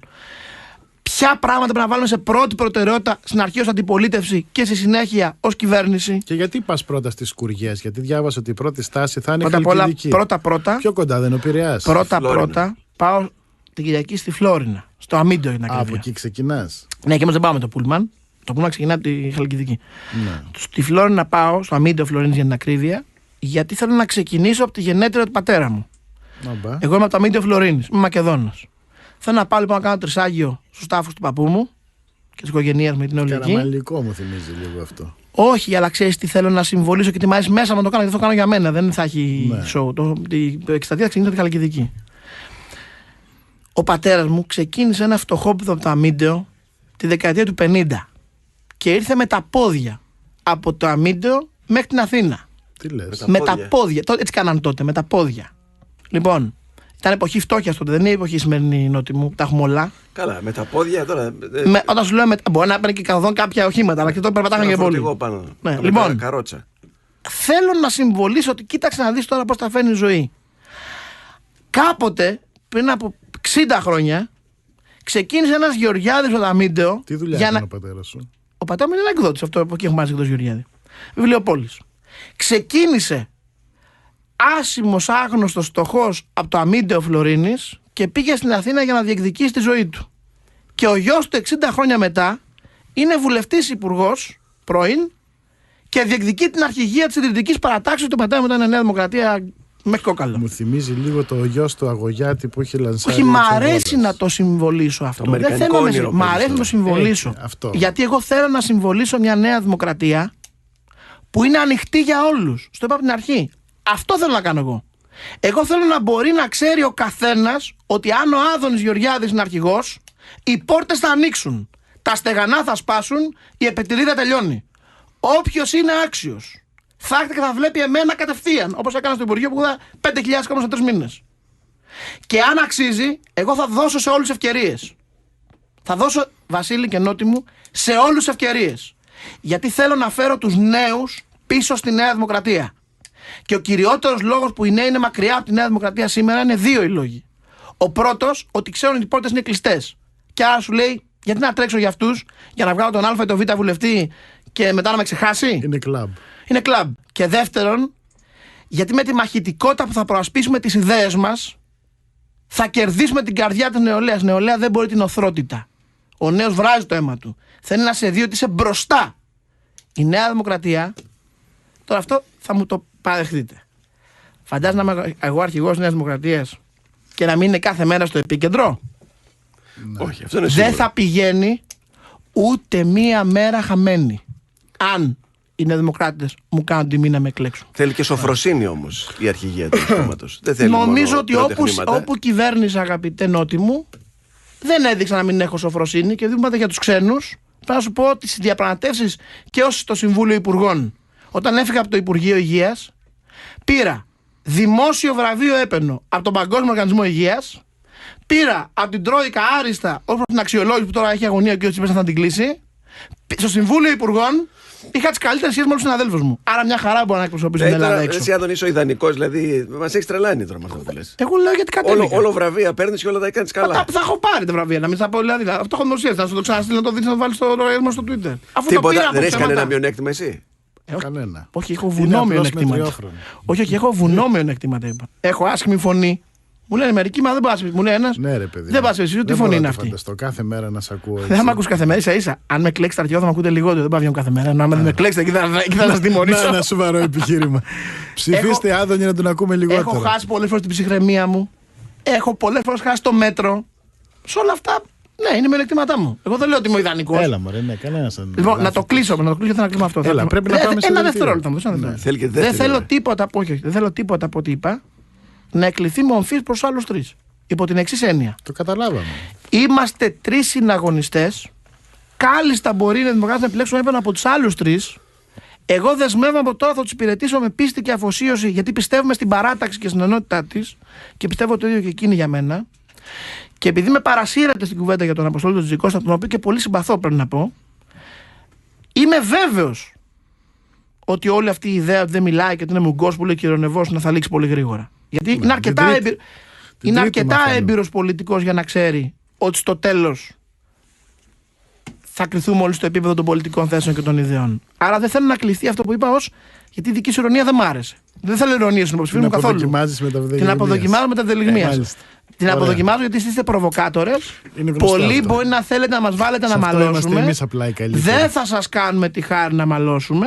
Και δεν θα διαλύσουμε τη Νέα Δημοκρατία. Και ιδιαίτερα δεν θα μαλώσω εγώ Μακεδόνας με έναν άλλο Μακεδόνα. Σωστό. Ευχαριστούμε πολύ που ήσουν μαζί μας. Καλή επιτυχία. Καλό ταξίδι με το Πούλμαν. Και θα τα ξαναπούμε. Είναι μακρά η περίοδος. Θα έχουμε την ευκαιρία να τα ξαναπούμε. Εμείς, κυρίες και κύριοι, 11 και 1 πρώτο λεπτό. Εντάξει, το σώσαμε. Ειδήσεις με την κυρία Ηλιάνα Σκιαδά. Επιστρέφουμε σε λίγο. Καλημέρα, καλημέρα. Καλημέρα σας. Νότης Παπαδόπουλος. Βασίλης Χιώτης. Έχουμε βάλει εδώ τον ύμνο για να υποδεχθούμε έναν υποψήφιο αρχηγό της Νέας Δημοκρατίας. Πόλο τρέχει. Ο οποίος κέρδισε τις καρδιές μας με αυτό το 50 που έκανε στη Σίγουρου. 10 μέτρα έγραψε, αλλά ήταν. Καλημέρα. Δεν υπάρχει ωραιότερο πλάνο, ξέρεις. Το χαζεύω κάθε φορά. Το έχουν κάνει σε αργή κίνηση. Κοίταξε να μας μίλησε από καρδιάς. Σποτάκι πρέπει να το κάνεις. Θα το κάνω ενδεχομένως. Η Παρασκευή ήταν μια από τις πιο συγκλονιστικές μέρες της ζωής μου χωρίς καμία δρογολή. Γιατί είναι αλλαγή των συναισθημάτων. Προσέξτε, ξεκινάω το πρωί όντας βέβαιος ότι μέχρι τις 12 θα έχω μαζέψει 50 υπογραφές. Μέχρι τις 3 έχω καταλάβει ότι με έχουν πουλήσει οι μισοί. Και άρα έχω κολλήσει 45 και δεν έχω καμία ελπίδα να φτάσω 50. Βάζω εκείνο το tweet ότι έχουμε 45 παιδιά, μου λείπουν 5. Αν νομίζετε, ελάτε γιατί δεν τα βλέπω κάθε πράγματα. Επικοινωνώ με το Μεμαράκι, του λέω πρόεδρε, μου λείπουν 5. Ένα ταλιράκι, μήπως σου βρίσκεται. Δεν είχε λέει 5 να μου δώσει. Δεν πειράζει. Λοιπόν, είχε λέει μόνο 50. Βέβαια μετά είδα ότι είχε 200. Αλλά δεν έχει σημασία. Αυτά γίνονται. Άρα ο Μεμαράκης δηλαδή έβαλε φρένο. Θα τα πω μετά. Δεν λέω ότι ο Μεμαράκης. Λέω, είχε 200, εμένα μου λείπαν 5. Ο καθένας κάνει ό,τι συμπέρασμα θέλει. Λοιπόν, γιατί θέλω να μιλήσω για την νοσοκομματική διαδικασία, απλώς και μόνο για το πολιτικό σκέλος, όχι το παραπολιτικό. Εκεί που είμαι σχεδόν βέβαιος λοιπόν ότι όλη η προσπάθεια πήγε τζάμπα το τρένο και 6 ώρα θα ανακοινώσω ότι δυστυχώς δεν έγινε. Κατά τις 5 παρα 10 παίρνει ένας άσχετος, δεν τον ήξερα καθόλου την Πολιτική Επιτροπή. Μου λέει κύριε Γεωργιάδη, είμαι μέλος της Πολιτικής Επιτροπής. Λέω, είχε ένα κινητό του που ήταν πάντα κλειστό. Το είχα πάρει 10 φορές, δεν το έχει κλειστό, δεν μπορούσα να το βρω. Μου λέει, είδα λέει, το tweet και πού είναι το γραφείο σου να έρθω να υπογράψω. Λέω 46. Πανηγύρια. Και από τις 5 και 20 και μετά αρχίζει ένας χαμός όπου παίρνω την τελευταία υπογραφή 5 και 51. 5 και 51 πήρα την τελευταία υπογραφή. Από τον Βασίλη τον Τοκάκη. Από τον Βασίλη τον Τοκάκη. 5 και 50 την πρώτη τελευταία. Ο Τοκάκης όχι, ο Τοκάκης δεν στηρίζει τον Άδωνη Γεωργιάδη. Το είπε άνθρωπος. Ναι. Ο Τοκάκης είπε. Εγώ διαφωνώ με τον Άδωνη Γεωργιάδη και δεν θα τον ψηφίσω κιόλας. Όμως θεωρώ αδιανόητο για μία υπογραφή να μην κατέβει υποψήφιος. Θέλω να τον κρίνουν ο Δημοκράτης. Ήταν επίδειξη πολιτικού πολιτισμού. Ναι, δεν έχω θέμα. Και αν σκεφτείτε, δεν είναι κάποιος φίλος μου. Δηλαδή δεν είχαμε σχέσεις ποτέ είτε σοκομματικές είτε προσωπικές είτε άλλες. Και μου έλεγε ότι δεν έχετε συναντηθεί ποτέ. Τον συνάντησα για πρώτη φορά μετά. Ναι. Πήγα και τον είδα και τον ευχαρίστησα. Για να είμαι ειλικρινής. Ναι. Και τον ευχαρίστησα από καρδιάς. Γιατί όντως δεν μπορώ να σου περιγράψω πόσο δύσκολο πράγμα ήταν αυτή η διαδικασία της συλλογής των 50 υπογραφών. Απόδειξε ότι και άλλοι συνάδελφοί μου που το προσπάθησαν δεν το κατάφεραν. Και δεν του κατηγορώ. Υπήρχαν και άλλοι. Δεν θα πω τώρα, γράφηκαν σε εφημερίδες, δεν χρειάζεται. Ακούσαμε, αλλά λέω αν ξέρεις και εσύ κάπου. Όχι, δεν ξέρω. Παραπάνω ό,τι διάβασα σε εφημερίδες. Και όταν σου λέει ο Τοκάκης, εντάξει, σου δίνω και τη δική μου. 5 και 51. Έγινε στο γραφείο μου γινότανε. Δεν μπορώ να φανταστείς τι γινότανε. Και λέει η Κέφε μετά, γιατί δεν μας ειδοποιήσατε ότι θα έρθετε. Θα σου πω και τη σκηνή.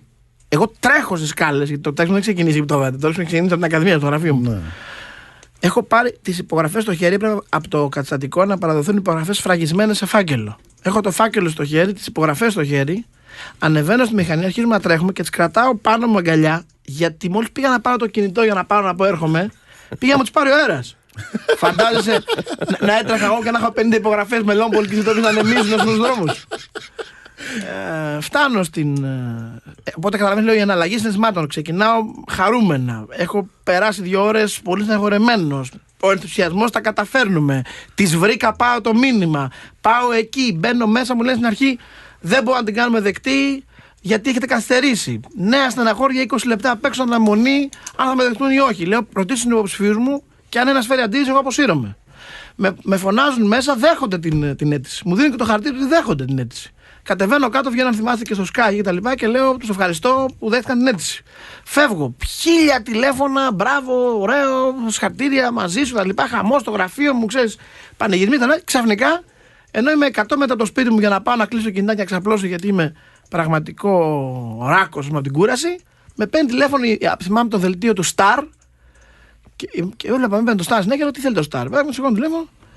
Star Ειδήσεις, μου λέει τι δήλωση θα κάνετε γιατί έκοψαν την υποψηφιότητά σας. Ποια υποψηφιότητα έκοψαν, λέω. Μου λέει μόλις ανακοινώθηκε ότι δεν είσαι υποψήφιος.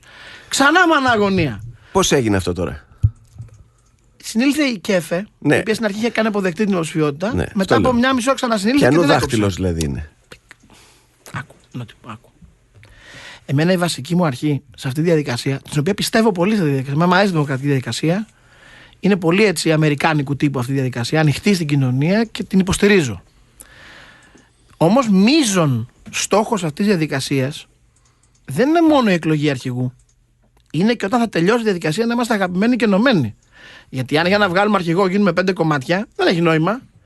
Γι' αυτό λόγο θα μου επιτρέψει να μην μπω καθόλου ούτε σε σεναριολογία ούτε σε συνωμοσιολογία. Εγώ θα μείνω στο επίσημο. Είχε δικαίωμα η ΚΕΦΕ να αποφασίσει ότι μπορεί να με κόψει για τα 4 λεπτά. 4, ναι, 8. 6 και 4 μπήκα στο κτίριο. Ναι, είχε δικαίωμα. Το ξεκαθαρίζω. Ήταν μία, σύμφωνα με το καταστατικό, νόμιμη απόφαση. Αν ο στόχος να είστε ενωμένοι, πάντως ο καλύτερος είναι ο Μεμαράκης. Αν ο στόχος είναι ενωμένοι την άλλη μέρα, ο πιο καλός. Για ποιο λόγο? Γιατί οι άλλοι θα διαλύσουν την Δημοκρατία? Όχι. Γιατί... Τον εαυτό μου θα μιλήσω τελευταία. Ναι, εσύ, εν πάση περιπτώσει, είσαι ένας. Γιατί να ψηφίσει ένας βουλευτής, ένας ψηφοφόρος της Νέας Δημοκρατίας, έναν άνθρωπο του ΣΥΡΙΖΑ δεν με ψηφίσει. Που είναι δεξιά, ήρθε στην Νέα Δημοκρατία πριν από λίγα χρόνια, έτσι, και δεν νομίζω ότι μπορεί να ενώσει όλη την παράταξη. Λοιπόν, καταρχάς, να το πάρω από την αρχή. Εγώ το γεγονός ότι είμαι στη Νέα Δημοκρατία 33 μήνες, είμαι 33 μήνες. Ενώ για την ακρίβεια ξαναείμαι στη Νέα Δημοκρατία εδώ και 33 μήνες. Γιατί εγώ ήμουν Νέα Δημοκρατία στα νιάτα μου, ήμουν πρώτος σε ψήφους στη ΔΑΠ Φιλοσοφικής, κράταγα το περίπτωτο τη Νέα Δημοκρατία με τα αδέρφια μου το 85 στη Νέα Ερυθρέα, κατέβαινα στις συγκεντρώσεις, η οικογένειά μου όλη ήταν Νέα Δημοκρατία. Εγώ έφυγα από τη Νέα Δημοκρατία όταν έφυγε ο Σαμαράς με την πολιτική άνοιξη. Αλλά μετά, επειδή τότε είχα διοποριστικού τύπου ζητήματα, δεν προχώρησα στην πολιτική. Ξαναυποστήριζα τη Νέα Δημοκρατία για πολλά χρόνια και κάποιους βουλευτές της Β' Αθηνών. Και όταν ήρθε η πρόταση από τον Γιώργο Καρατζαφέρη, πήγα στο Λαϊκό Ορθόδοξο Συναγερμό και θα σου κάνω την εξής ερώτηση. Γιατί έχει να κάνει με την υποψηφιότητά μου τώρα. Γιατί δεν πήγα να γίνω βουλευτής της Νέα Δημοκρατία και πήγα στο Λαϊκό Ορθόδοξο Συναγερμό, αφού είναι δημοκράτης ήμουν? Γιατί δεν συμφώνησε κανένας, υποθέτω. Το πιάσες. Γιατί η Νέα Δημοκρατία, ενώτη μου, το βασικό της πρόβλημα είναι ότι είναι ένα κλειστό κόμμα. Η Νέα Δημοκρατία έχει από κάτω καταπληκτικά στελέχη. Νέα παιδιά, μεγαλύτερο πράγμα. Και δεν προσφέρεται στα πανεπιστήμια. Η βιωματική γνώση είναι αυτό που λέει η ελληνική γλώσσα. Βιωματική, ή το έχει ζήσει και έχει ξενυχτήσει για την άλλη μέρα. Δεν μπορεί να πληρώσει την επιταγή σου και δεν σε παίρνει ο ύπνος. Για την άλλη μέρα ξέρει ότι θα σε πάρει αυτό που του χρωστά, θα σου πει πού είναι τα λεφτά μου. Και εσύ θα κρύβεσαι ή θα του λες, αδερφέ, δώσε μου 2 μέρες περιθώριο και μην τη σφραγίσει. Άμα μου τη σφραγίσει, θα πάω στον Τηρεσία και δεν θα μπορώ να έχω μπλοκ. Σου λέω πράγματα που τα έχω ζήσει και αυτά. Προφανώς, ποιος το εμπόριο, ποιος το έχει ζήσει. Και διαφορετικό να ξέρεις ότι έχεις πάει στα καλύτερα πανεπιστήμια. Αλλά αυτά. Τι να καταλάβεις τώρα την αγωνία του άλλου. Θα τα πούμε και μετά, γιατί έχουμε ξεφύγει λίγο στο χρόνο. 10 και 33 πρώτα λεπτά. Είμαι πάντα λίγο εκπρόθεσμος. Ναι, είσαι λίγο με τα θέματα αυτά. Ναι, άμα δεν φας το τετράλεπτο δεν γίνεται. Τίτλοι ειδήσεων με τον Ανέστη Σημειονίδη και επιστρέφουμε.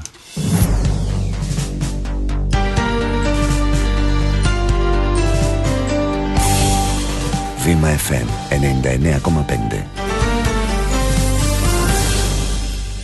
Καλή σας ημέρα, κυρίες και κύριοι. Τίτλοι ειδήσεων στο μικρόφωνο ο Ανέστης Σημειονίδης. Αγώνας δρόμου από την κυβέρνηση για την πρώτη αξιολόγηση και τη διευθέτηση του χρέους.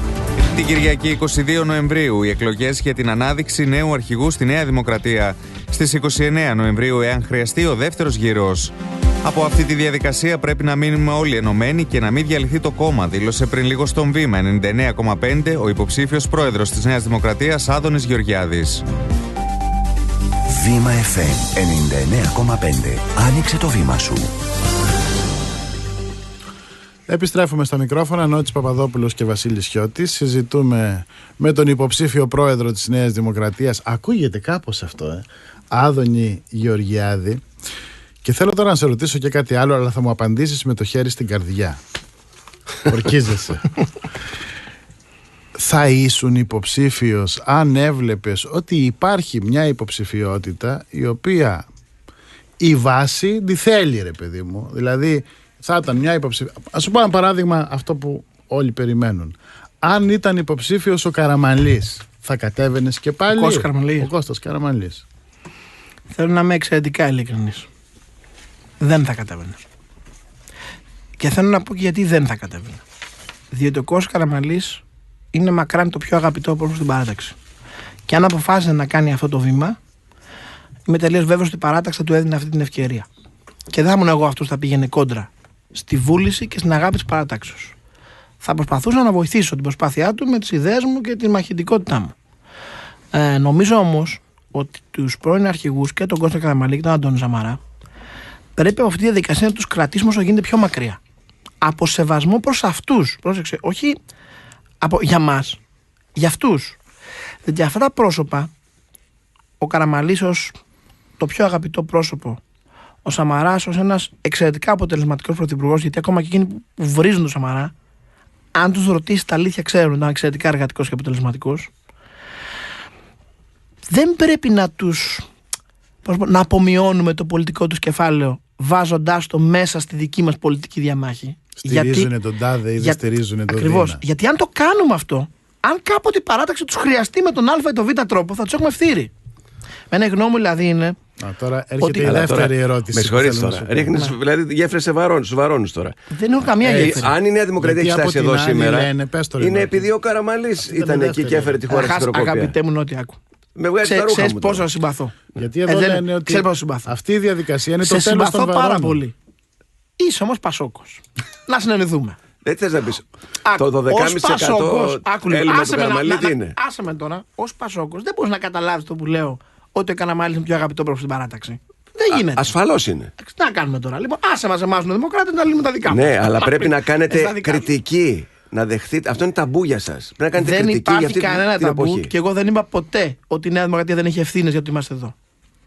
Έχει φυσικά ευθύνες και η Νέα Δημοκρατία. Αλλά να σου το πω λίγο διαφορετικά. Δεν μπορεί από το 81 μέχρι το 10 κυβέρνηση το Πασόκ 22,5 χρόνια, η Νέα Δημοκρατία 8,5. Σωστό. Δεν μπορεί να βάλετε την ίδια ευθύνη μεταξύ Νέα Δημοκρατία και Πασόκ. Δεν γίνεται αυτό. Όμως ήταν η σταγόνα που ξεκίνησε το ποτήρι. Να σου πω εγώ ότι πρέπει να πάμε γρηγορότερες μεταρρυθμίσεις. Ναι, πρέπει να πάμε γρηγορότερα. Αλλά θέλω να σου πω και ποια είναι, κατά τη γνώμη μου, και στο λέω πολύ σοβαρά, το έχω ξαναπεί σε εκπομπή, η μεγάλη ιστορική δικαίωση του Κώστα Καραμανλή.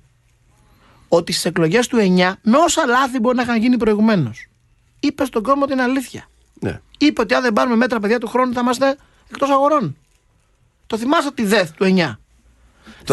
Δυστυχώς το Πασόκ τότε δεν μπόρεσε να καταλάβει το μέγεθος της στιγμής. Εσύ το παίζεις αντισυστημικός, αλλά βλέπω ότι ο Τζιτζικώστας είναι πιο αντισυστημικός από σένα. Και την πλάτη γύρισε στο Σαμαρά για την περιφέρεια και την πλάτη γύρισε στον Καραμανλή που του είπε να μην κατέβει υποψήφιος. Εντάξει, το αντισυστημικός και συστημικός είναι διακρίσιμο, δεν μου πολύ δίνουν σημασία. Αυτό είναι επικοινωνιακά για την πλάτη τους βαρώνους, παιδί μου. Εγώ ξαναλέω. Θέλουμε αρχηγό που θα αλλάξει το κόμμα και το κάνει επίκεντρο των πολιτικών εξελίξεων και πρωθυπουργό που θα μας λύσει τα προβλήματα. Δεν θα μετρήσει το αν είναι κάποιος αντισυστημικός ή συστημικός. Θα μετρήσει αν είναι αποτελεσματικός. Αν έχει ξεκάθαρο πολιτικό λόγο. Παραδείγματος χάρη, μια και μου λες για τον κύριο Τζιτζικώστα, που είναι φίλο μου Αποστόλης. Δεν έχω κάθε θέμα προσωπικό μαζί του και του εύχομαι και καλή επιτυχία. Αλλά να ξεκαθαρίσουμε ένα απλό πράγμα. Διαβάζω χθες στο διαδίκτυο δηλώσεις του. Καταρχάς, ήταν λίγο προβοκάτσια αυτό που του κάνανε, γιατί παρουσιάστηκαν οι δηλώσεις σαν χθεσινές, ενώ είναι ενός έτους πριν. Και εγώ δεν έχω λόγο να το. Δεν έχει καμιά σημασία. Μία θέση, είτε μια μέρα πριν, είτε ένα χρόνο. Εγώ διευκρινίζω για να ξέρει ο κόσμος, μπορεί να μην το ξέρει. Ναι. Οι δηλώσεις που είδαν χθες στο διαδίκτυο ξαφνικά μαζικά, ότι ο Απόστολος Τζιτζικώστας θέλει να κλείσουν οι σκουριές και θέλει να δώσει αγώνα με τους εργαζομένους του ΟΛΘ για να μην προχωρήσει η σύμβαση παραχώρησης του Οργανισμού Λιμένος Θεσσαλονίκης, σύμβαση που έχει υπογράψει και η κυβέρνηση Νέας Δημοκρατίας επί Αντώνη Σαμαρά, που είχε ξεκινήσει η κυβέρνηση του Κώστα Καραμανλή το 2008 και που ξαναψήφισε η Νέα Δημοκρατία τώρα με τον Βαγγέλη Μεμαράκη, δηλαδή μια σύμβαση παραχώρησης που την υποστηρίζει η Νέα Δημοκρατία εδώ και μια δεκαετία. Η δήλωσή του ότι αυτός είναι αντίθετος και ότι θα κάνει αγώνα με τους εργαζομένους για να μην προχωρήσει είναι περσινή. Μπορεί ο Έχει άνθρωπος. αλλάξει άποψη. Δεν το γνωρίζω, δεν τον έχω ακούσει. Όταν φαντάζομαι θα δώσει την πρώτη του συνέντευξη, κάποτε θα δώσει. Δεν μπορεί να μην δώσει ποτέ. Έτσι δεν είναι. Όχι, εμείς το φανταζόμαστε. Έχει αργήσει ήδη Προς το κατά τη παρόν δική δεν μου έχει γνώμη και το δώσει. λέω φιλικά. Αλλά εν πάση περιπτώσει αυτό είναι δικό του. Θα του πω εγώ τι θα κάνει τώρα στην εκστρατεία του. Κάποια στιγμή όμως θα δώσει. Εκεί φαντάζομαι οι δημοσιογράφοι θα ρωτήσουν αν εξακολουθεί να πιστεύει ότι πρέπει να κλείσουν οι σκουριές ή να εξακολουθεί να πιστεύει ότι δεν πρέπει να προχωρήσουν την ειδικοποίηση. Πάντως το πιο μεγάλο πρόβλημα του Τζιτζικώστα είναι νομίζω ότι δεν μπορεί Ναι, να. αλλά ένα μπορεί- λεπτό. Ναι. Ένα λεπτό. Για να πάμε τώρα σε μένα, άστο τον Τζικώστα. Ο Τζικώστα θα κάνει τη δική του Όχι, εκστρατεία. μπορεί να ζει στη Νέα Δημοκρατία μια διαρχία. Ξαναλέω, εγώ δεν θέλω να μιλήσω για του άλλου υποψηφίου. Και αν αυτό που είπα για τα πανεπιστήμια θεωρηθεί αιχμή για του άλλου, θα το πάρω πίσω ή να το διορθώσω ως εξής. Και εγώ θα ήθελα να μπορέσω να έχω φοιτήσει στα καλύτερα πανεπιστήμια. Θα το ήθελα να το έχω κάνει. Του καθαρίζω. Προφανώς. Εγώ το πιθανότερο θα είχα φοιτήσει, θα είχα κάνει τα πτυχιακά μετά το πτυχίο μου, εάν δεν είχα χάσει του γονείς μου. Εγώ απλώς έχασα του γονείς μου και μετά έπρεπε να λύσω βιοποριστικά ζητήματα. Δεν μπορούσα να ασχοληθώ με την εξέλιξη των σπουδών μου. Δηλαδή, είπα πριν ότι είναι για μένα πλεονέκτημα ότι έχω ζήσει την πραγματική ζωή και αισθάνομαι τον πόνο του άλλου. Αυτό δεν σημαίνει ότι αν κάποιος έχει σπουδάσει σε ένα κορυφαίο πανεπιστήμιο δεν έχει ένα μεγάλο πλεονέκτημα. Όπως ο Μητσοτάκης στο Χάρβαρντ. Βεβαίως. Και εγώ τον Κυριάκο Μητσοτάκη δεν έχω κρίσει ποτέ και δημοσίως, τον εκτιμώ ως πολιτικό. Επίσης, επειδή λέω για τα τζάκια, θέλω να το πω και αυτό. Ο Κυριάκος αξίζει να κριθεί ως Κυριάκος. Όχι ως Μητσοτάκης. Γιατί είχα συνεργασία μαζί του στην κυβέρνηση Σαμαρά και σας διαβεβαιώ ότι είναι εξαιρετικά αποτελεσματικός υπουργός και σταθερός στις αρχές του. Και εγώ αυτά τα εκτιμώ στη ζωή. Ναι, όλοι καλοί είσαστε τώρα. Εντάξει, όλοι καλοί είσαστε. Αλλά εδώ πρέπει να πεις Έρχομαι λοιπόν εσύ και λέω. ότι είσαι ο καλύτερος. Έρχομαι λοιπόν να πω γιατί όμως εμένα. Μπράβο. Ακριβώς. Πολύ ωραίο ερώτημα. Μου κάνατε στην αρχή, πρώτον είπα, γιατί θέλω να δώσω το δικαίωμα στον κάθε Έλληνα να σκέφτεται ότι μπορεί και αυτός να ονειρεύει τον εαυτό του αρχηγό της Νέας Δημοκρατίας. Δεύτερον, γιατί έχω αυτά τα χαρακτηριστικά, μπορώ να ανοίξω το κόμμα. Να ανοίξω το δρόμο που εγώ βρήκα κλειστό. Επειδή βρήκα εγώ το δρόμο κλειστό και το ξέρω ότι είναι κλειστός, γιατί ήταν κλειστός για μένα, άλλο αν κατάφερα να τον σπάσω με τα δικά μου κόλπα. Περίμενε όμως. Αυτό είναι χαρακτηριστικό για τον Τζιτζικώστα. Και ο Τζιτζικώστας ρίχνει τα τείχη. Μα ο Τζιτζικώστας είναι το τζάκι. Εγώ απορώ γιατί λένε όλοι για το Μητσοτάκη. Ο κύριος Τζιτζικώστας, ο φίλος μου καθόλου, δεν μπορεί να λέει ότι δεν είναι από τζάκι. Ο παππούς του ήταν υπουργός και βουλευτής, ο μπαμπάς του υπουργός και βουλευτής και ο ίδιος βουλευτής 7-9. Δεν επανεξελέγει το 9. Για να είμαι ακριβώς δίκαιος, θα είχε εκλεγεί αν δεν ήταν εκεί ο Κώστας Καραμανλής που βγαίνει χωρίς σταυρό. Γιατί έτσι έγινε. Αν ήταν αλλού η έδρα την έπαιρνε. Όχι, για να είμαι. Δεν θέλω να λέω στους ανθρώπους κάτι μειωτικό πέραν από την αλήθεια. Αλλά δεν μπορεί να πούνε ότι ο Αποστόλης δεν είναι από τζάκι. Δηλαδή, τότε τι είναι το τζάκι, δηλαδή. Δηλαδή, να μιλάμε τώρα στα σοβαρά τώρα. Μην λέμε τώρα. Πάντως το μεγάλο του πρόβλημα είναι η διαρχία. Εγώ αυτό βρίσκω το μεγάλο του πρόβλημα. Πώς θα είναι αρχηγός Νέας Δημοκρατίας και θα είναι 4 χρόνια εκτός Βουλής. Ακούστε. Ως προς τη διαρχία, εγώ βλέπεις ότι δεν το θέτω σε πρώτη προτεραιότητα. Ποτέ. Σε καμία μου συνέντευξη. Θα σου πω γιατί. Ναι, αλλά θα πρέπει να επιλέξει κάποιον μετά Θα σου πω, να μου τον έχει επιτρέπεις αρχηγό να πω της γιατί. αντιπολίτευσης στη Βουλή. Μου επιτρέπεις να πω γιατί. Διότι εμένα μου αρέσουν τα πολιτικά θέματα να τα λύνουν οι πολιτικοί. Προφανώς όταν αρχίσει να μιλάει, και δεν έχω ακούσει την πρότασή του γι' αυτό, θα μας πει. Το είπε 2-3 φορές. Όχι, πρέπει να μιλήσει τώρα. Δεν υπάρχει τώρα. Τα βανώ πρόκα. Εγώ χτυπήματα κάτω από τη ζώνη δεν κάνω. Εγώ μιλάω μόνο ευθέως και μόνο πολιτικά. Ναι, πρέπει να μιλήσω και είναι λίγο. υποψήφιος μουγκός, λες με λίγα λόγια τώρα. Να το Πρέπει πω να μιλήσει. να το καταλάβω. Κατά τη γνώμη μου έχει δει καθυστερήσει. Δηλαδή θέλω ένα παράδειγμα. Επειδή άκουσα το φίλο μου τον Νότο Μηταράκη σε μια εκπομπή στο Skype που υποστηρίζει τον κύριο Τζιτζικώστα, αναφανδόν και με πάθος και μπράβο του και τον συγχαίρω γι' αυτό, και μου έκανε και μια έμεση επίθεση εμένα ότι ο Τζιτζικώστα θα μιλήσει, αλλά όχι φλίαρος. Δεν θα είναι φλίαρος κάποιοι άλλοι. Θα τα πει στα ράτα. Προφανώς το φλίαρος πήγαινε σε μένα. Δεν στεναχωριέμαι γι' αυτό.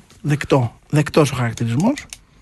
Αλλά δεν μπορεί το ένας ο Νότος Μηταράκης έκανε και μια μεγάλη απρέπεια κατά του Σαμαρά σε εκείνη τη συνέντευξη. Θα το πω αυτό. Για πες. Δεν μπορεί ο Νότος Μηταράκης, ένα πρόσωπο που είναι στην πολιτική λόγω Σαμαρά. Ναι. Πριν το Σαμαρά δεν το ήξερε κανένας. Ναι. Έτσι δεν είναι? Βέβαια. Που έγινε υπουργός του Σαμαρά για 3 χρόνια. Ο σταθερότερος υπουργός της κυβερνήσεως Σαμαρά. Έτσι δεν είναι? Βέβαια. Να λέει ο Σαμαράς απομόνωσε το κόμμα από την κοινωνία και αυτή τη βλάβη θα τη διορθώσει ο Τζιτζικώστας. Είπε τέτοιο πράγμα. Βεβαίως. Δεν Έγινε το αυτό. άκουσα. Αυτό, φίλε μου, Νότι, δεν γίνεται. Το προσπερνάω. Κλείνω την παρένθεση. Πάω στα πολιτικά ζητήματα. Μα ο Νότης Μηταράκης ήταν υπουργός που εμάχθηκε για τις ιδιωτικοποίησεις. Δεν ενδιαφέρει τον Μητσοτάκη να μας πει αν ο αρχηγός που στηρίζει θέλει να είναι υπέρ των ιδιωτικοποιήσεων ή κατά. Μα είναι ακόμα θέση του Τζιτζικώστα. Δεν το ξέρω, είπα. Θα το μάθουμε. Δεν το γνωρίζω. Εγώ ξεκαθαρίζω. Οι θέσεις που διαβάσατε χθες ήταν θέσεις προ-ενός έτους. Δεν είναι χθεσινές όπως παρουσιάστηκαν. Άρα έχει κάθε δικαίωμα και ο Τζιτζικώστας στην πρώτη επαφή με μικρόφωνο να διευκρινίσει ότι αυτές είναι περσινές του θέσεις και να τις έχει αλλάξει. Βρήκαμε το πρώτο δίδυμο που θα φωνάξουμε. Γεωργιάδης Τζιτζικώστας εδώ να κάνουμε. Καμιά δημοσκόπηση έχεις? Λοιπόν, θέλω όμως να έρθω στο μείζον. Άσε τις δημοσκοπήσεις. Τι σημασία έχουν τώρα? Και για το Πούλμαν να μας πεις, γιατί τελειώνει. Αφήστε τα παραπολιτικά, θέλω να πω το μείζον. Γιατί πιστεύω λοιπόν ότι πρέπει να με ψηφίσουν εμένα. Και το λέω χωρίς αλαζονία. Αν ακουστεί αλαζονικό, παρακαλώ πολύ διορθώστε με. Εγώ θα νομίζω μόνο πολιτικά. Τι πουλάει στην ελληνική κοινωνία ο Αλέξης Τσίπρας, κατά βάση, ότι είναι το δικό τους παιδί. Ο νέος που είναι το δικό τους παιδί. Μια τέτοια υποψηφιότητα σε μια εκλογική αναμέτρηση, ερχόμενο σε επαφή με πρόσωπα που συμβολίζουν το παλιό πολιτικό σύστημα, έχει από την αρχή ένα μεγάλο πλεονέκτημα. Για ποιο λόγο? Γιατί η κοινωνία λέει, όχι πάλι ίδιοι, πάμε στο νέο. Έτσι μας κέρδισε τώρα. Πώς μας κέρδισε? Πήγε στο παλιό νέο και κέρδισε. Και ο Τζιτζικώστας το γι' αυτό. Ο Τζιτζικώστας, είπαμε, καλό παιδί και νέο στην ηλικία, 37 ετών, 43 εγώ. Δεν μιλάει. Όχι, δεν μιλάει. Θα μιλήσει ο άνθρωπος. Θα μην είσαι τόσο κακός τώρα, ρε παιδάκι μου τώρα. Θα μιλήσει. Σιγά, μια χαρά να μιλάει. Περιφερειάρχη, βγήκε 70% πήρα, αλλά μιλάει. Θα επιλέξει αυτό που θα μιλήσει, δεν το πω εγώ. Ναι. Ξεκαθαρίσουμε. Αυτά τα ηρωνίες δεν θέλω καθόλου σε κανένα υποψηφίο μου από μένα. 0. Δεν το θέλω. Πραγματικά όχι, δεν το θέλω. Δεν το θέλω. Αλλά πρόσεξε. Γιατί πρέπει λίγο να τα μεταβάλουμε σε μια σειρά. Δεν μπορεί, επαναλαμβάνω, να πει ότι είναι το καινούριο on από Τζάκι. Άρα εκεί θα το χτυπήσει ο Τσίπρας. Δεν την γλιτώνει. Άρα εγώ τι λέω? Λέω η δική μου υποψηφιότητα σε μια τέτοια στιγμή, επειδή εγώ δεν μπορεί να με χτυπήσει σε αυτό, το πρώτο του βασικότερο πλεονέκτημα το έχω ακυρώσει. Και πάμε μετά στο δεύτερο, στην πραγματική πολιτική. Στην πραγματική πολιτική, να ξέρετε, επειδή ο Τσίπρας εκπροσωπεί παλιές ιδέες και στο ιδεολογικό τα έχει κάνει τώρα θάλασσα. Γιατί άλλα έλεγε πριν 7 μήνες, άλλα τώρα, άλλα είναι αριστερά, άλλα δεξιά, άλλα λέω φιλελεύθερα. Δεν ξέρω τι να πει. Αν τον παρασύρουμε, και αυτό το κάνουμε ως αντιπολίτης, αν είμαι εγώ αρχηγός, στην πραγματική πια πολιτική, εκεί θα τον συντρίψουμε. Γιατί στην πραγματική πολιτική ο Τσίπρας είναι πολύ μικρός. Γι' αυτό και εγώ δεν μπαίνω καθόλου στην κουβέντα να πρέπει να βρούμε τον αντιτσίπρα. Δεν πρέπει να βρούμε τον αντιτσίπρα. Δεν είναι τόσο μεγάλος ο Τσίπρας για να ψάχνουμε εμείς τον αντιτσίπρα. Εμείς πρέπει να ακυρώσουμε τα πλεονεκτήματα, τα επικοινωνιακά, και πιστεύω ότι η δική μου υποψηφιότητα αυτό μπορεί να το κάνει για τους λόγους που εξήγησα, και μετά να τον πάμε στην πραγματική πολιτική, όπου εκεί η Νέα Δημοκρατία θα κερδίσει. Για ποιο λόγο? Γιατί οι ιδέες της Νέας Δημοκρατίας, αυτό που εκπροσωπεί η κεντροδεξιά στην Ευρώπη, κυριαρχούν σε όλη την Ευρώπη. Άρα θα κυριαρχήσουν και εδώ. 7,5 μονάδες σας έριξε πάντως, έτσι.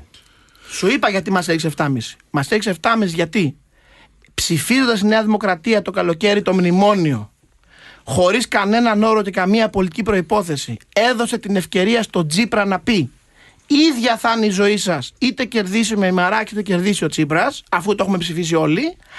Άρα τώρα αυτό που σας νοιάζει δεν είναι αν θα πέσουν οι φόροι, αν θα μειωθούν οι συντάξεις, δεν θα είναι ίδια. Σας νοιάζει να διαλέξετε αν θέλετε το παλιό ή το νέο. Τέτοια. Έκανα επικοινωνιακές υπερβολές πάνω στη μάχη την πολιτική. Ναι, ακραία το είπα για να συνεννοηθούμε. Και εγώ, να ξέρεις, και αυτό μου το αναγνωρίζουν πολιτικοί μου και φίλοι και αντίπαλοι, δεν έχω κάνει και ποτέ χτυπήματα κάτω από τη ζώνη σε κανένα. Ναι. Έτσι. Λοιπόν, μπορεί να έχω υπερβάλει ως προς το ύφος. Βέβαια, πάρα πολλοί που με αμφισβητούσαν λόγω αυτής της εικόνας, όταν άρχισα να ασκώ εξουσία, γρήγορα αντέστρεψαν αυτήν την εικόνα. Αυτό είναι ένα παράδειγμα. Όταν πήγα στο Υπουργείο Ναυτιλίας, γιατί εγώ ακούω γενικώς, μ' αρέσει να ακούω. Την πρώτη μέρα που πήγα, την δεύτερη, την πρώτη εβδομάδα, μισοί γελάγανε. Ναι, λέγανε θα τρακάρουν τα βαπόρια μεταξύ τους. Γελάγανε. Ο γραφικός, ναι. Ήρθε ο γραφικός, ήρθε ο, ξέρω εγώ, Φωνακλάς. Θα κάνουν επανάσταση εφοπλιστές. Όλα αυτά. Όταν μετά από 3,5 μήνες, και πολλοί λένε Υπουργός Ναυτιλίας, Άδωνης Γεωργιάδης, και νομίζω ότι έχω κυβερνήσει χρόνια. Ήταν 3,5 μήνες. Σε αυτούς όμως τους 3,5 μήνες δεν άφησα μία μέρα να πάει χαμένη. Κάναμε την άρση του καμποτάζ, που την περιμένα 40 χρόνια. Βάλαμε υπογραφές σε 4.500 εκκρεμή θέματα που εκκρεμούσαν περίπου 4 και 5 χρόνια. Είχα φτιάξει μια στίβα από τις εκκρεμότητες και όταν έφυγα τις είχα τελειώσει όλες. Τη μέρα που παραιτήθηκα, την επομένη θα είχα τη μεγάλη συνάντηση για τη ζώνη. Θα είχα λύσει και το θέμα της ζώνης του περάματος. Δυστυχώς οι πολιτικές εξελίξεις με έβγαλαν και αυτό κόλλησε. Και το ξέρουν οι άνθρωποι στο λιμάνι πολύ καλά αυτό. Όταν έφυγα, και παραιτήθηκε στον πρωθυπουργό τον Παπαδήμο, έγινε, τα έχω δημοσιεύσει όλο στο site μου τότε, θα τα ξαναβάλω τώρα, επιστολές από διάφορους φορείς της θάλασσας. Από τους ναυπηγοεπισκευαστές, από τους εφοπλιστές, από τους αλληλείς, από διάφορους κλάδους που ήταν εμπλεκόμενοι με το Υπουργείο. Δημόσιες επιστολές που ζητάγαμε από τον Λουκά Παπαδήμο τότε να με πείσει να μην φύγω. Πρόσεχε, αυτοί που όταν πήγα 3,5 μήνες πριν, κοροϊδεύανε και λέγανε ποιο μας φέρανε. Γιατί συνέβη αυτό? Γιατί, επαναλαμβάνω, είναι ένα κομμάτι η δημόσια εικόνα της τηλεόρασης, στην οποία είπαμε τα σύνορα. Εντάξει, είσαι άνθρωπος της πιάτσας και αποτελεσματικός. Δεν υπάρχει θέμα. Ένα λεπτό τώρα. Άρα. Είμαι λοιπόν, λες, αποτελεσματικός. Πολύ ωραία. Ερώτηση. Για αρχηγό ή για πρωθυπουργό? Γιατί όταν επιλέγεις αρχηγό της Νέας Δημοκρατίας, επιλέγεις ενδεχομένως τον επόμενο πρωθυπουργό, έτσι. Θες κάποιον αποτελεσματικό ή κάποιον με ύφος? Τι θες? Αποτελεσματικό. Αν θες κάποιον με ύφος, εντάξει, και τα δύο στη ζωή μπορεί να τα έχεις. Δεν θα πω τώρα ονόματα, δεν θέλω. Ύφος έχουν κι άλλοι στην υποψηφή μου. Ύφος. Γιατί θα σου περισπούδαστο θα στο πω αλλιώς για να το καταλάβεις. Αλλά αυτό λύνει προβλήματα. Θα στο πω αλλιώς για να το καταλάβεις. Σου λέει ο Άδωνης, σηκώνει τα μανίκια, λύνει τα προβλήματα, δουλεύει από το πρωί ως το βράδυ. Εντάξει, θα το στείλουμε και στη Σύνοδο Κορυφής όμως, δίπλα στον Ολάν, τη Μέρκελ, τον Ντάισεμπλουμ. Θα έρθω. Λοιπόν, πάμε τώρα στο Υπουργείο Υγείας. Λοιπόν, θα πω γι' αυτό. Εγώ είμαι πάρα πολύ περήφανος για τη θητεία μου στο Υπουργείο Υγείας. Και χθες που κλείσαν τα 120 κρεβάτια εντατικής θεραπείας, πολλοί μπορεί να κατάλαβαν πόσο άδικη και κριτική μου ασκούσαν, κυρίως οι αριστεροί τότε. Θυμάμαι ακόμα, έκανα διάφορα. Το πιο σημαντικό έργο που έκανα ήταν η ενοποίηση του πρωτοβάθμιου συστήματος φροντίδας υγείας. Αυτό 40 χρόνια το λέγαμε. Τότε με πήραν, δεν από ονόματα, δεν θέλω. Μα έχει γίνει τώρα αυτό? Έχει γίνει βεβαίως, αλλά κόλλησε στη συνέχεια, διότι έπρεπε να γίνουν οι προσλήψεις των 900 επικουρικών γιατρών που έβλεπε ο δικός μου νόμος, αλλά εγώ μετά από 2 μήνες έφυγα από το Υπουργείο. Και η συνέχεια υπήρξε όχι η συνέχεια του Μάκη Βορύδια, μην το λέω γι' αυτό. Κυρίως επικουρουβλοί, όλες οι διαδικασίες σταματήσαν. Λοιπόν, όταν έκανα την ενοποίηση, προηγούμενοι Υπουργοί Υγείας και όχι της Νέας Δημοκρατίας μόνον, δεν θα πω ονόματα γιατί αν θέλουν να τα πούνε μόνοι τους. Τα πιο γνωστά ονόματα που ξέρεις. Με πήραν όλοι τηλέφωνο. Δηλαδή και από το Πασόκ? Από το Πασόκ φυσικά. Ναι. Και μου είπανε ότι πραγματικά δεν μπορώ να πιστέψω ότι κατάφερε κάποιος να το κάνει. Εμείς το προσπαθούσαμε 40 χρόνια. Ξέρεις πότε είχε πρωτοεξαγγελθεί η ενοποίηση της πρωτοβάθμιας φροντίδας υγείας? Το 1979.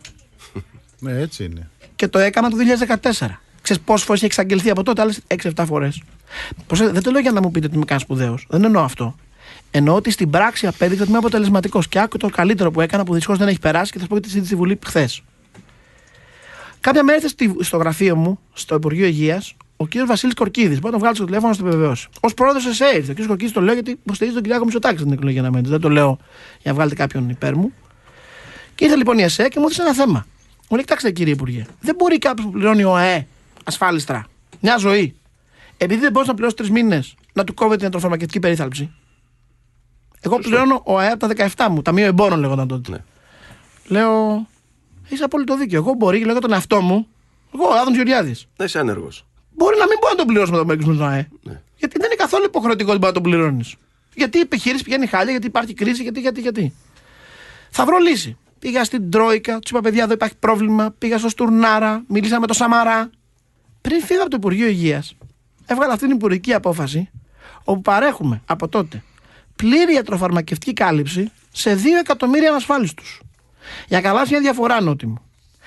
Πριν πάω εγώ στο Υπουργείο, αν εσύ ξενοχτυπήσεις έναν ανασφάλιστος και πήγαινε να κάνει μια εγχείρηση προγραμματισμένη στον Ευαγγελισμό, λέω ένα παράδειγμα, το κόστος εγχείρησης, 4-5 χιλιάδες ευρώ, πήγαινε στη φορολογική σου δήλωση, αφού δεν μπορείς να το πληρώσεις και δεν έχεις ασφάλεια.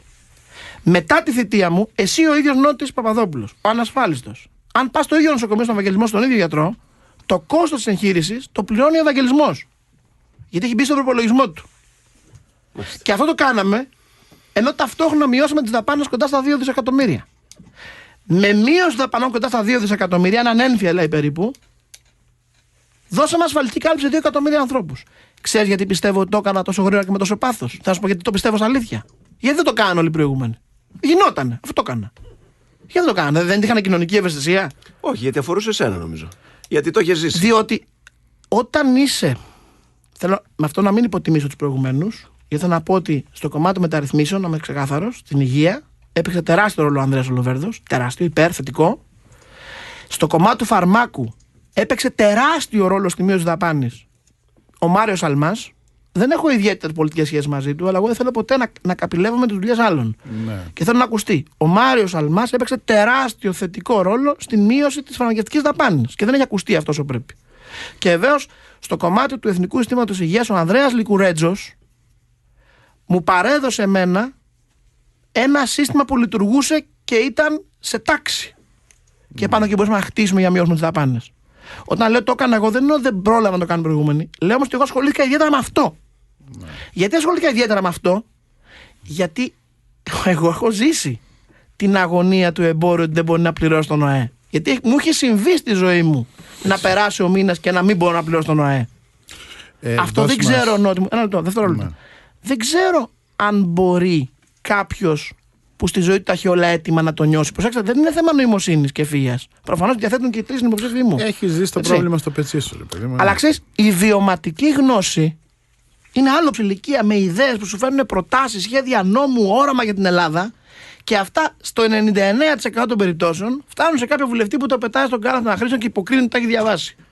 Και δεν μπορεί αυτός ο άλλος κόσμος να προχωρήσει στη Νέα Δημοκρατία με τίποτα. Γιατί δεν μπορεί? Γιατί οι θέσεις είναι κατηλημμένες πάντα από τους ίδιους και τους ίδιους. Το κόμμα των βαρώνων. Άρα εγώ τι λέω? Πρόσκειψε, Νότι μου, για να το αντιστρέψω. Εγώ που είμαι 33 μήνες στη Νέα Δημοκρατία. Ξανά, όπως είπα. Αλλά αυτούς τους 33 μήνες έχω γίνει 2 φορές βουλευτής της, με σταυρό στις πρώτες θέσεις στη Β' Αθηνών και μάλιστα με τετραπλασιασμό των σταυρών μου από την πρώτη εκλογική αναμέτρηση στη δεύτερη. 4 φορές παραπάνω σταυρούς πήρα, έτσι. 19.000 πήγα στο 76. Λοιπόν, εγώ που σε αυτούς τους 33 μήνες έγινα υπουργός της Νέας Δημοκρατίας και κοινοβουλευτικός εκπρόσωπος της Νέας Δημοκρατίας.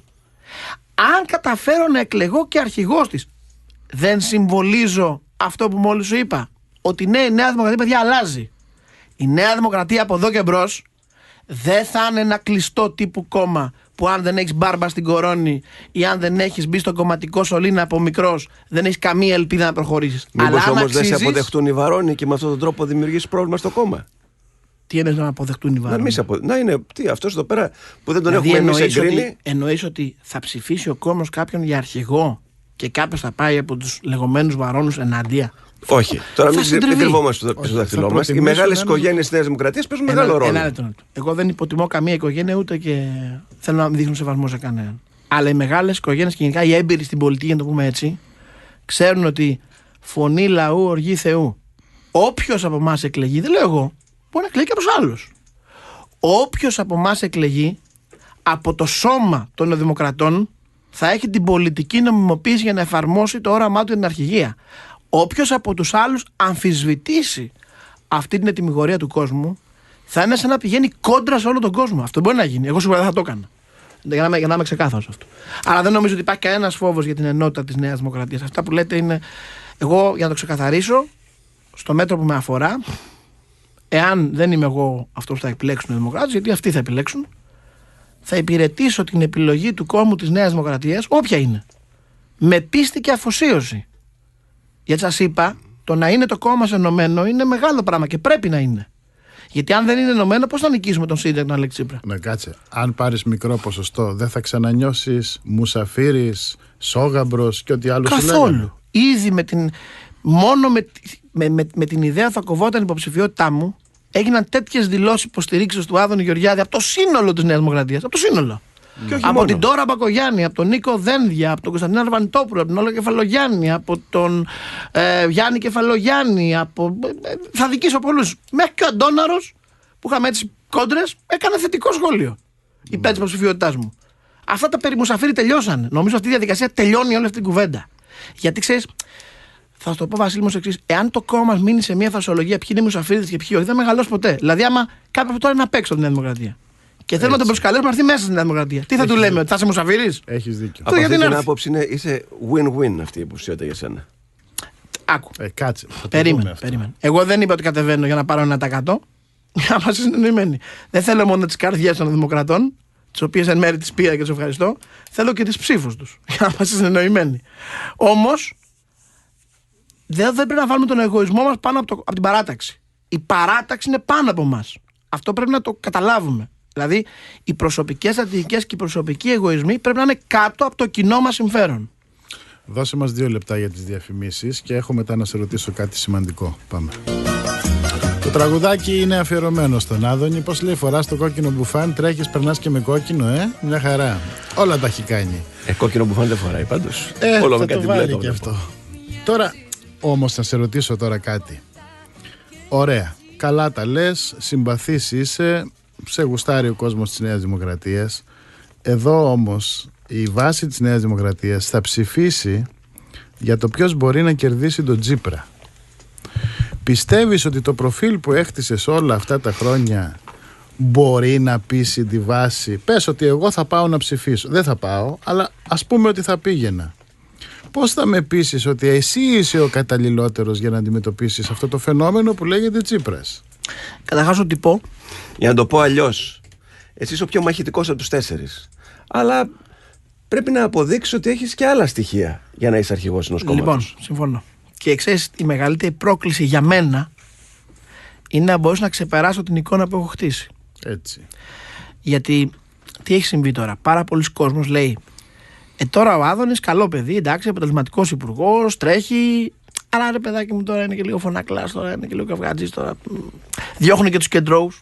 Εγώ ξέρεις τα λέω όλα, δεν και έχω... λίγο φιγουρατζής. Εντάξει. Λοιπόν, να πω με ένα λόγια λίγο για την εικόνα μου την έως τώρα, αφού ξεκαθαρίζω ότι η μεγάλη προσωπική μου πρόκληση είναι να την ξεπεράσω.